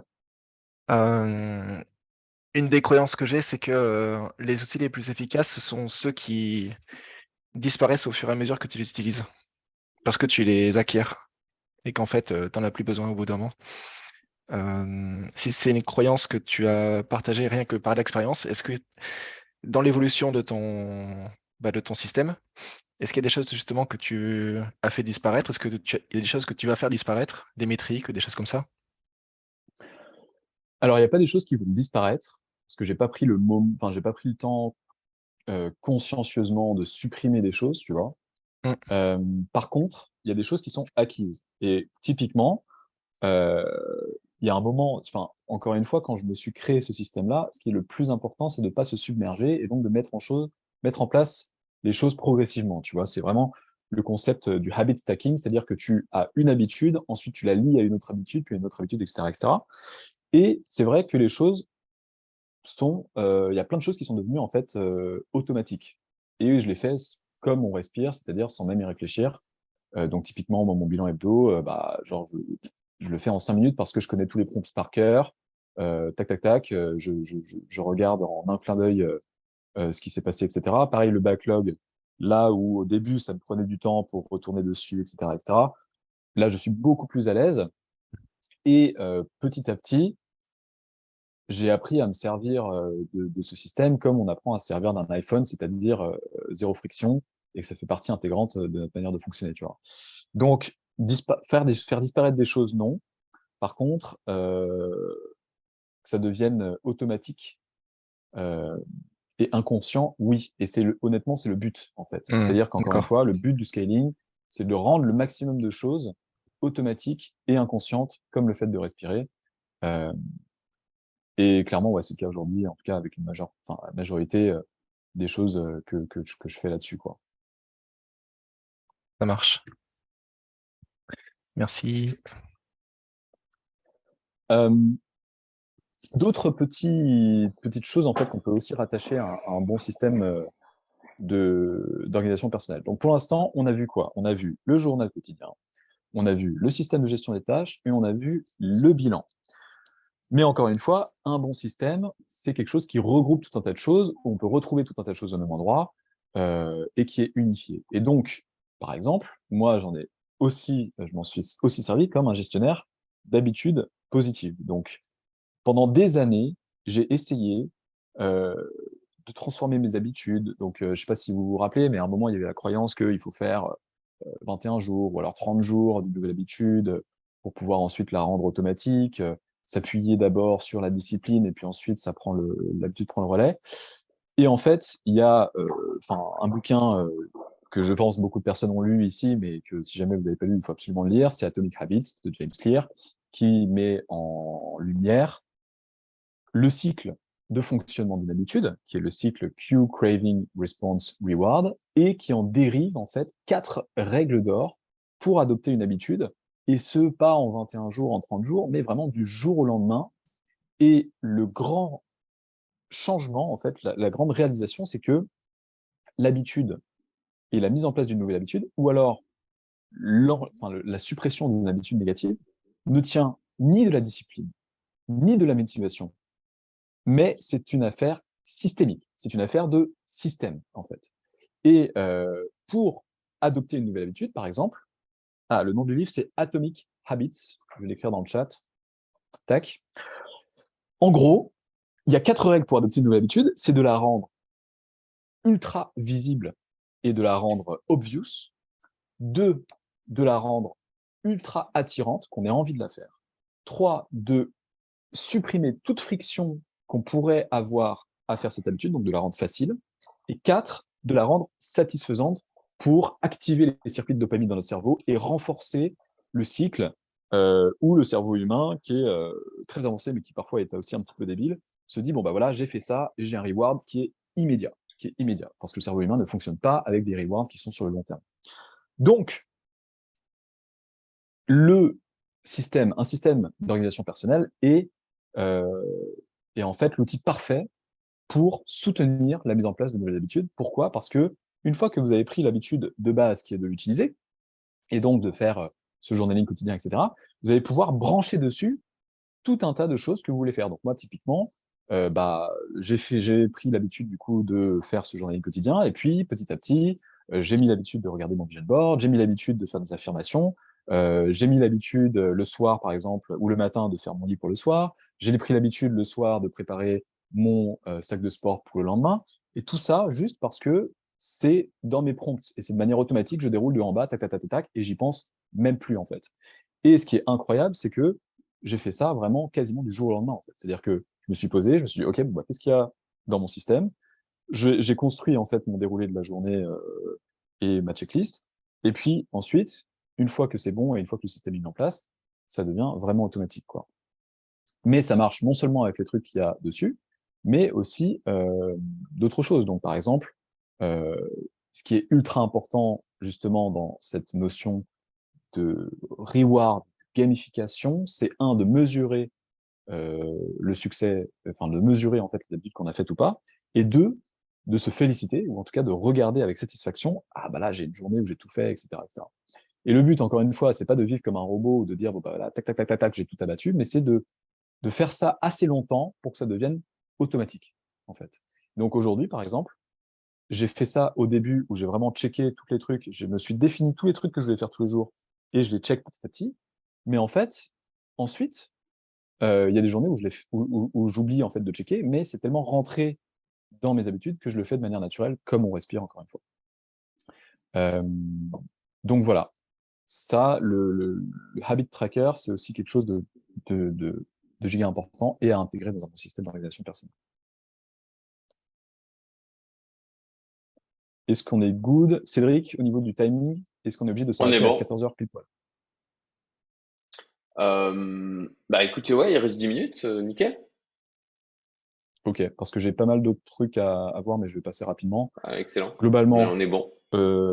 ok. Donc globalement, euh, sur le long terme, vous pouvez aussi réfléchir à vous mettre un module de gestion de la connaissance. Donc, on a un petit peu parlé d'Obsidian, qui est vraiment très très poussé si jamais vous êtes dans un but de recherche, dans un but d'accumulation de connaissances extrêmement fort. Après, la vérité, c'est que utiliser un outil no-code pour se créer un petit module de notes, c'est aussi très bénéfique. Donc, moi, j'ai une section knowledge où je viens stocker des notes, écrire tout un tas de trucs. Par exemple, voilà, il y avait des notes planning de l'intervention où j'ai fait un petit benchmark de comment ça se passe, etc. J'ai dessiné des trucs, j'ai pris des photos, je les ai uploadées là-dessus. Le but étant d'avoir un système qui est flexible, qui est hybride, où on peut à la fois écrire, à la fois mettre des screenshots, à la fois intégrer des mind maps, comme on a fait Cédric avec MindMeister, etc. Mettre des liens et tout. Donc voilà. Ce qui est fréquent dans les personnes que j'accompagne, c'est quand j'ai une idée, quand j'ai une note à prendre, etc., j'utilise l'application Note de mon iPhone, je m'envoie un email, je l'écris dans un carnet, etc. Et le problème avec tout ça, c'est que c'est bien de noter, mais on réutilise jamais.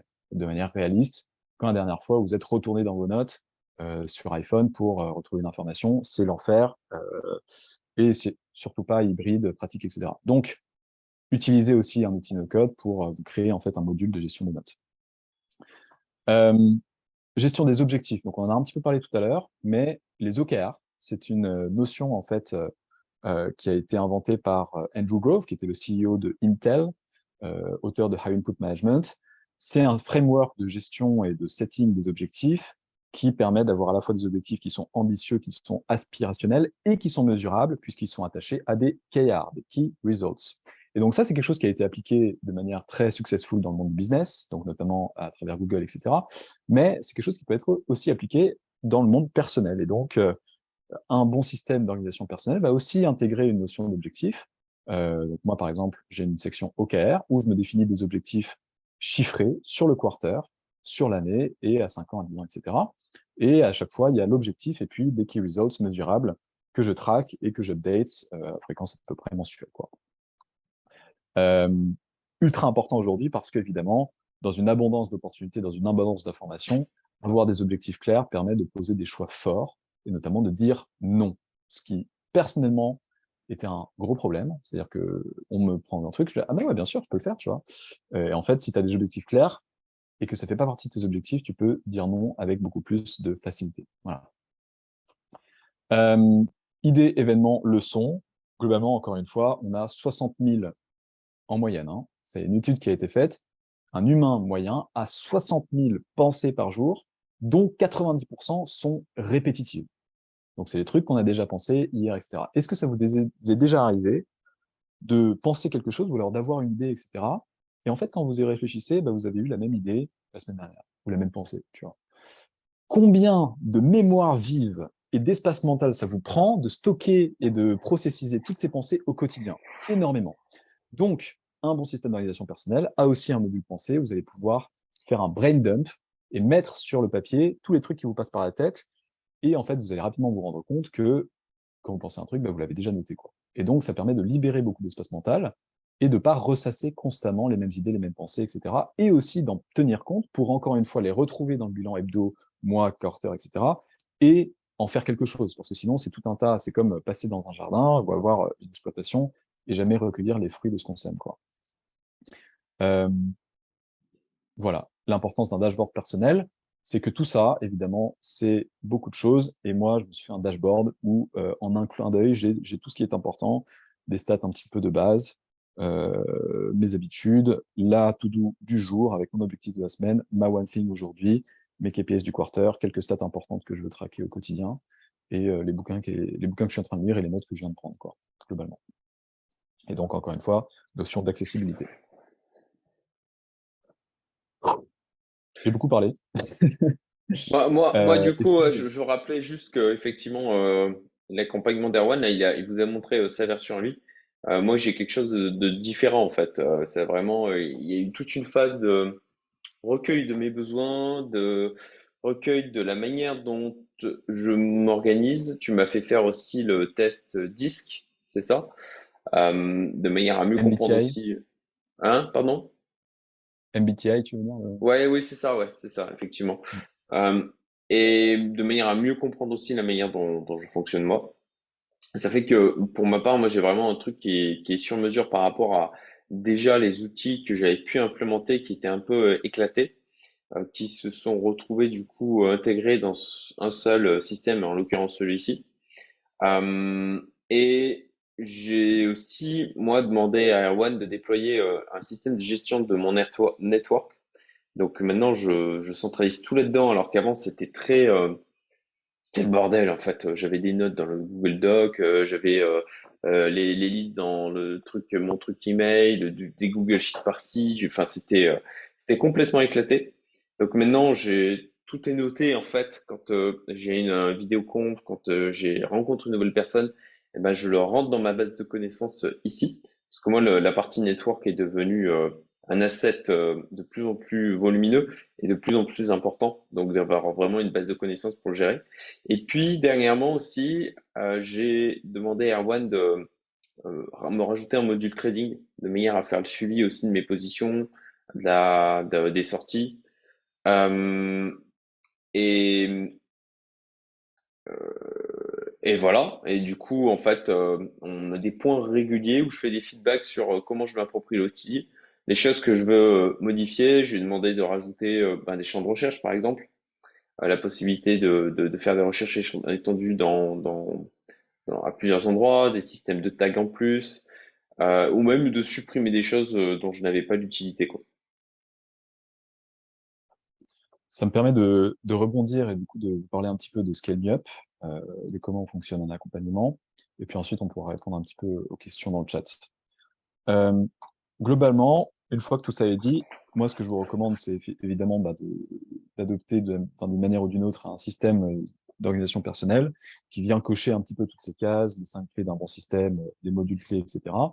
En termes d'outils, j'ai fait un petit mapping de ce qui existe. Et finalement, il n'y a pas grand-chose en fait en no-code de flexible. Pour moi, Coda, c'est le plus flexible, le plus puissant, tout en restant accessible. Il y a Bubble, mais qui est une machine à gaz, en gros. Notion, c'est beaucoup plus limité. Et puis ensuite, il y a des trucs un peu base de données / tools, quoi. Évidemment, bah, les remarques que vous pouvez avoir, c'est j'ai pas le temps, je sais pas utiliser Coda et je sais pas ce qui est possible. Euh, Juste un mot du coup sur Scale Me Up. En gros, on est une agence all-inclusive qui accompagne un entrepreneur par mois dans la mise en place de son système d'organisation personnelle. Euh, on fait l'audit, donc comme on a fait avec Cédric, vraiment se poser pour définir les besoins, ce qu'on va construire, comment, etc., les personnalités spécifiques, personnalisation du système, construction de tout le système, donc ça c'est nous qui le faisons, et ensuite on vous le livre, et avec à la fois les modules dont on a parlé, mais aussi des modules additionnels dont Cédric, tu as parlé également, hein, avec Mm. par exemple du network, du trading, etc. Il y a d'autres personnes qui m'ont demandé d'autres choses.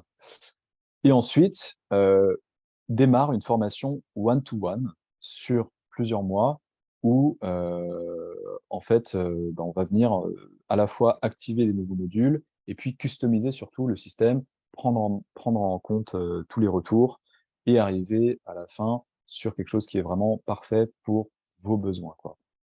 Et tout ça comprend également des ateliers sur ce dont on vient de parler, les principes de productivité, une formation à l'utilisation de Coda pour que derrière, vous puissiez utiliser vous-même l'outil en totale liberté et le customiser, l'adapter, rajouter des choses.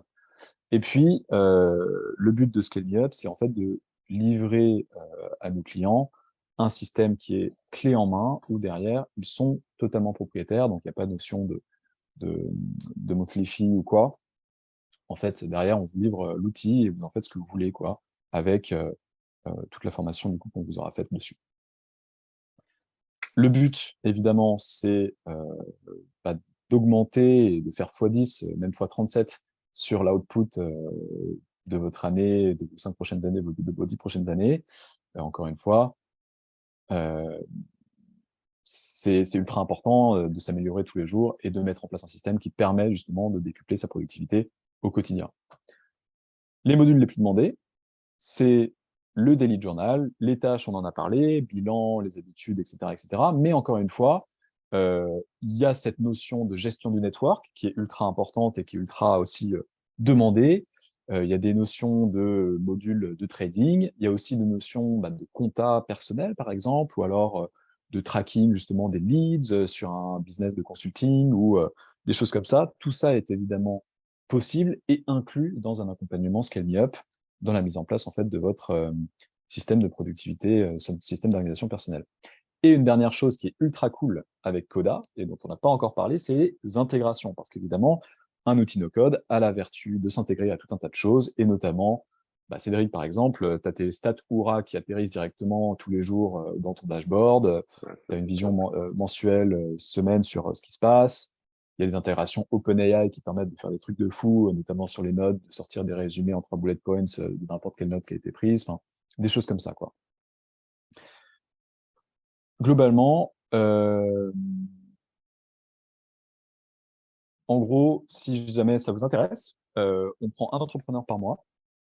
Donc il y a de la dispo du coup à partir de juin et pour l'été. Si vous voulez qu'on en discute, la première étape, c'est tout simplement voilà, juste de booker un call ensemble et qu'on Ouais, et fasse puis un audit. j'ai gratté auprès d'Erwan. Il y a moins 25% pour les membres de la commu. Exactement. Donc voilà, si ça vous intéresse, vous pouvez booker un call avec moi directement. On prendra un moment juste pour se pencher sur vos besoins, sur votre manière de fonctionner et déjà d'identifier ce qu'on pourrait mettre en place avant de démarrer quoi que ce soit, quoi. Donc, j'ai libéré des dispos sur les prochaines semaines si vous voulez booker un call. Ouais, tardez pas trop, hein, parce que moi, je veux aussi faire intervenir Erwan en webinaire privé, mais public. Vous connaissez le principe, hein, j'en parle sur ma chaîne, j'en fais la pub dans ma liste email, les gens s'inscrivent et puis on fait un webinaire. De manière à promouvoir ce qu'il fait, clairement, et puis amener plus de business. Là, en plus de ça, pour l'instant, tu es vraiment en mode accompagnement sur mesure, mais c'est ce dont on discutait clairement, que tu évolues vers une offre où tu moins de sur mesure pour pouvoir scaler justement. Totalement. Et puis je souligne à niveau, pour ma part, l'impact phénoménal que ça a eu sur mon organisation et Rémi et aussi à chaque fois qu'on en parle, il est dithyrambique sur ce que ça lui a apporté, à quel point ça a modifié sa productivité quoi, et son organisation et sa clarté personnelle. C'est juste dingue. Euh, ah oui, je voulais vite fait à la rigueur, je vais reprendre la main pour partager mon écran. Totalement, ouais. Et juste montrer rapidement moi à quoi ça ressemble. Ok, ça marche? Vous voyez mon écran ou pas? Yes, Yes, ouais, nickel. c'est bon. Yes? Ok, super. Donc moi j'ai mon truc morning routine en fait, qui est personnalisé, hein. On voit, il y a des choses qui sont différentes par rapport à ce qui a été déployé de ce qu'a mis en place Erwan de son côté. Donc voilà, moi je repasse en revue mon identité. C'est des choses qui en fait, il a absorbé tout ce que j'avais déjà mis en place de mon côté pour l'intégrer dans Coda, avec les différents outils que j'utilisais, les mind mapping, l'agenda, effectivement le suivi avec la Oura Ring, toutes les notes que je pouvais prendre en Google Doc, tous les fichiers Google Sheet que je pouvais utiliser, de manière à les centraliser là-dedans. Donc bon voilà, c'est la partie routine routine matinale quoi, où c'est vraiment avec moi mes habitudes quotidiennes, mes objectifs à 45, 60 ans, voilà, je rappelle des objectifs du second trimestre, le rappel de mes tâches à accomplir là dans la journée. Il y a le evening cleaning, donc avec un point tous les soirs pour vous venir nettoyer tout ça et prévoir les tâches du lendemain. J'avais une grosse résistance à la chose au début, en me disant je vais pas y arriver à le faire et tout, et globalement quand même, j'arrive bien à le faire. Euh, Ensuite, toutes les tâches, tout le backlog, quoi, hein. Donc là, on retrouve toutes mes tâches en attente. Et ça, c'est vraiment top. La valeur associée aux différentes tâches, la zone associée. Et ça permet de faire des recherches dessus et d'avoir vraiment, c'était le défaut que j'avais, de parfois me concentrer sur des tâches qui allaient être rapides, qui généraient peu de valeur. Euh, et, et là, de me concentrer sur des choses des travails de plus long terme, sur des choses qui ont plus d'impact, ça a vraiment fait une différence significative là déjà sur ce premier trimestre. Donc sur l'année, ça va être juste délirant là. On voit dans la partie archive aussi tout ce que j'ai pu traiter depuis, ça fait 3 mois maintenant. Ouais. Les pensées aussi, les notes, toute la partie gestion network. Alors là, j'ai juste noté les gens que j'avais rencontrés et avec lesquels j'avais échangé depuis le déploiement de l'outil, mais j'ai du taf à faire là, de saisir, mais je vais demander à mes assistants de le faire, de saisir toutes les données en leur donnant les éléments dans Coda. Et puis après, voilà, il y a les bilans, hop, différentes semaines, etc. avec le suivi. Ça, c'est le bilan en semaine. Ça, c'est top aussi. La partie trading, pour l'instant, elle est implémentée, mais j'ai pas encore commencé vraiment à l'utiliser. Donc ça, je vais pouvoir le mettre à l'exploiter parce que ça a été déployé sur mesure. Et puis, il y a donc le travail que je suis en train de faire sur les OKR et qui va être implémenté dans l'ensemble de mon dashboard personnalisé.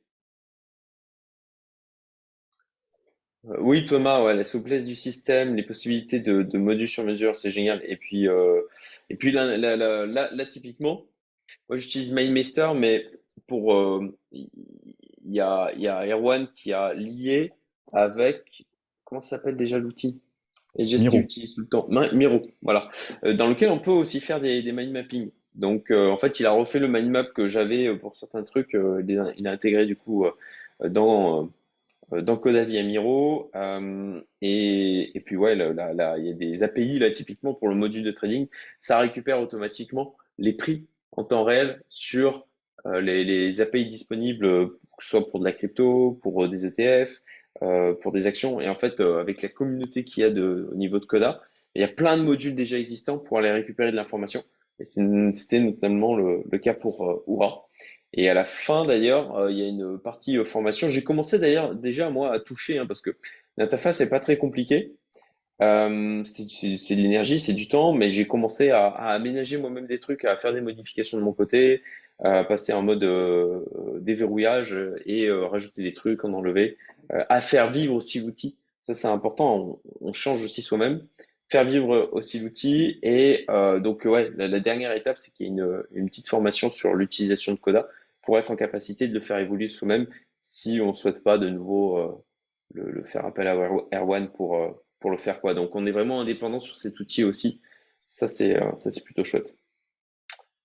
Totalement. Ouais, les C'est amis. le but, c'est le but du no-code, ouais. C'est vraiment de pouvoir avoir un total contrôle, quoi. Ce qui est intéressant et ce qui est important lorsque lorsque c'est un outil qu'on va utiliser pendant les prochaines années et qui sous-tend pas mal de choses qu'on fait au quotidien, quoi.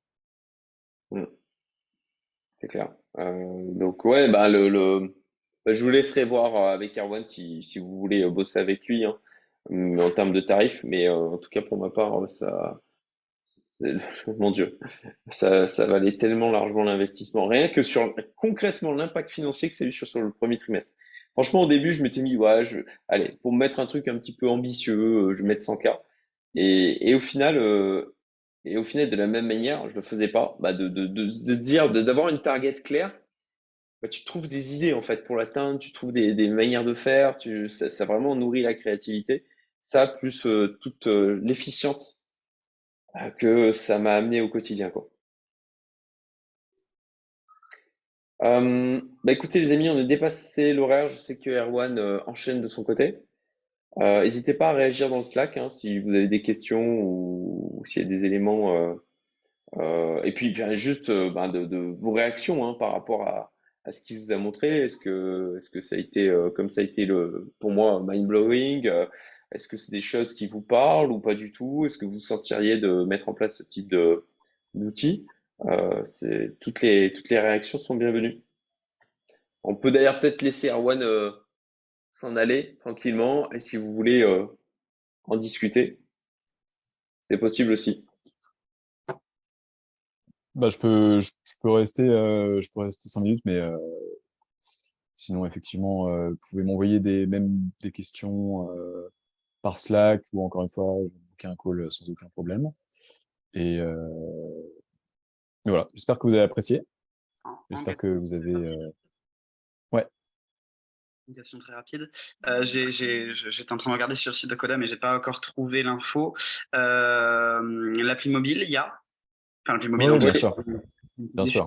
pas. Ouais, je fais beaucoup de choses sur l'appli mobile pour ma part. Ouais, c'est quelque Ça aurait chose été qui compterait beaucoup pour moi aussi, en fait. ça aurait été un gros problème s'il n'y avait pas eu d'appli mobile pour ma part. Typiquement, le Il y a une evening appli mobile. cleaning, je le fais le soir dans la chambre de ma fille où j'attends qu'elle s'endort. Et ouais, c'est top. Et je vais plus loin dans ma question. Un widget Android pour avoir des raccourcis bureau, des raccourcis sur la home. Alors, je t'avoue que je sais pas, parce que du coup, j'utilise iPhone, mais peut-être à regarder ensemble. Ok, je chercherai. C'était À au cas où regarder vous avez la ensemble. réponse, ça allait plus vite. Euh, je Merci. voyais d'autres questions pendant que j'y suis. Comment luttes-tu contre l'adaptation hédonique que tu as mentionné dans le slide? Bah, en fait, de beaucoup de manières différentes finalement. Euh, et c'est un des avantages justement d'avoir un système comme celui-là, c'est que de un, ça te force finalement, mais de manière totalement automatique, à te rappeler chaque matin à noter 3 gratitudes. Et donc, en fait, à te rappeler des choses simples de ta journée qui font que la vie est cool, quoi. Deuxièmement, les bilans, mais c'est enfin une arme de destruction massive contre l'adaptation ethnique, de pouvoir repartir et de dire que tu étais là et que tu as fait des progrès et que tu en es là maintenant, de pouvoir revoir tous les apprentissages, tout ce que tu as fait et ce que tu as pensé, etc. Ça permet de se remettre en conscience perpétuellement que les progrès que tu as faits, d'où tu viens également, de profiter de ce que tu as acquis au fil du temps, parce que ce n'était pas toujours le cas, euh, et de te replonger, et d'avoir vraiment de se retourner quand tu es en train de gravir la montagne pour contempler le chemin déjà parcouru, tu vois. Donc, euh, donc ultra important justement pour l'adaptation hédonique. L'adaptation hédonique, si jamais vous n'avez pas le terme, c'est le fait que, bah, en fait, on acquiert quelque chose et une semaine après, c'est totalement normal pour nous et on s'adapte extrêmement vite à, par exemple, l'augmentation du niveau de vie ou l'augmentation justement bah, de tout un tas de choses. L'automatisation n'a pas été évoquée. Ça, on en a du coup un petit peu parlé avec les API. De manière générale, en fait, Coda propose un framework qui est assez compliqué à prendre en main au niveau des formules, etc., mais qui permet justement d'automatiser tout un tas de choses. Des boutons pour rendre aussi l'interface très interactive, comme vous l'avez vu. Donc, globalement, enfin, il y a rien qui... Enfin, il y a de manière générale, c'est presque comme une app, quoi, en fait, personnalisée. Quelle formule code à prendre? La version free suffit-elle? Honnêtement, il faut prendre la version, elle est très vite limitée. La version premium, c'est 10 € par mois. Donc, c'est clairement Je pas paye, grand-chose, moi? en fait. Je crois que je paye Je pas, je crois, sais ouais. plus. Ouais, Ah, ouais, je paye? ouais, ouais. Ah, ok. Et, euh, et voilà. Ah, merci, Jonathan, pour le retour. Ouais, je suis content que tu le signes. Grosse valeur, hein. C'est des années de travail là qui nous a exposé là du côté d'Erwan. Euh, et enfin, c'est, je sais pas si vous vous rendez compte de la chose quoi. J'espère Euh, vraiment que vous allez vous saisir de tout ce qu'il nous a transmis, soit déployer un outil de votre côté, soit potentiellement faire appel à lui, mais c'est vraiment de faire un investissement sur un truc qui peut avoir un impact monstrueux sur le reste de votre vie, quoi. il y a encore le temps pour une question? Vas-y. Ok, Erwan. Enfin, c'est lui qui va décider hein, s'il a le temps. Euh, Oui, c'est bon. par rapport à cette passion là que je découvre, tu t'es rapproché de chercheurs qui travaillent sur le sujet justement enfin, en neurosciences en partie, euh, sur le sujet justement de la gestion des tâches, tout ça, de la charge mentale, etc. Alors, rapprocher de chercheurs, en fait, en tant que tel, pas vraiment, puisque la vérité, c'est que les chercheurs publient des papiers, publient des bouquins, et donc, si jamais on lit des bouquins et qu'on lit les papiers, on absorbe, en fait, déjà pas mal d'informations. Euh, Après, enfin, moi, ce que je fais, et ce que j'ai fait, en fait, depuis ces 10 dernières années, et aussi de manière un peu plus intense cette dernière année, c'est vraiment, en fait, me rapprocher de personnes qui appliquent justement ces choses-là, Mhm. étudier leurs différents systèmes, prendre ce qu'il y a à prendre, euh, et aussi, voilà, voir ce qui marche et ce qui marche pas pour pouvoir toujours proposer un meilleur système à mes clients, quoi. Donc, voilà. Moi, dans le côté, je pense que le côté académique, tu peux très rapidement l'avoir en lisant les bouquins. Et dans le côté application, c'est vraiment voir ce qui se fait à droite à gauche, ce qui marche, ce qui marche pas, et être tel Kakashi dans Naruto, le ninja copieur, l'adapter à toi, et voilà, quoi. Ok, ok. Ouais, je pensais plus à participer à des études où justement ils ont des feedbacks sur différentes pratiques, etc. Avant d'écrire les papiers, voilà, ils font des études quand même et donc ils ont des retours. Et je me demandais si justement tu pouvais aussi contribuer à leur papier en fait, tu vois. Hmm. Ok, intéressant. J'y avais pas pensé, mais ouais, peut-être. Je vais me renseigner sur le sujet. Merci. Ok, les amis. Euh, bon, bah, à nouveau, Erwan est dispo dans le Slack. Si vous avez des questions, à la rigueur, posez-les plutôt dans le channel communauté, par exemple, ou entrepreneuriat. Comme ça profitera à tout le monde. Et, hum, et puis, bah, je vous souhaite une excellente après-midi, parce que c'est vrai que pour vous, il est 2h15. Et, euh, et à très vite pour de nouvelles aventures. Erwan, je te dis à très vite aussi. On se parle semaine prochaine. Super. Bonne journée tout le monde. Ouais, Bonne bonne journée à tout le journée. monde. Salut. Bonne Bye journée, Salut. bye. ciao et merci beaucoup, Erwan. Avec plaisir. Ouais, merci beaucoup, clairement. Ciao.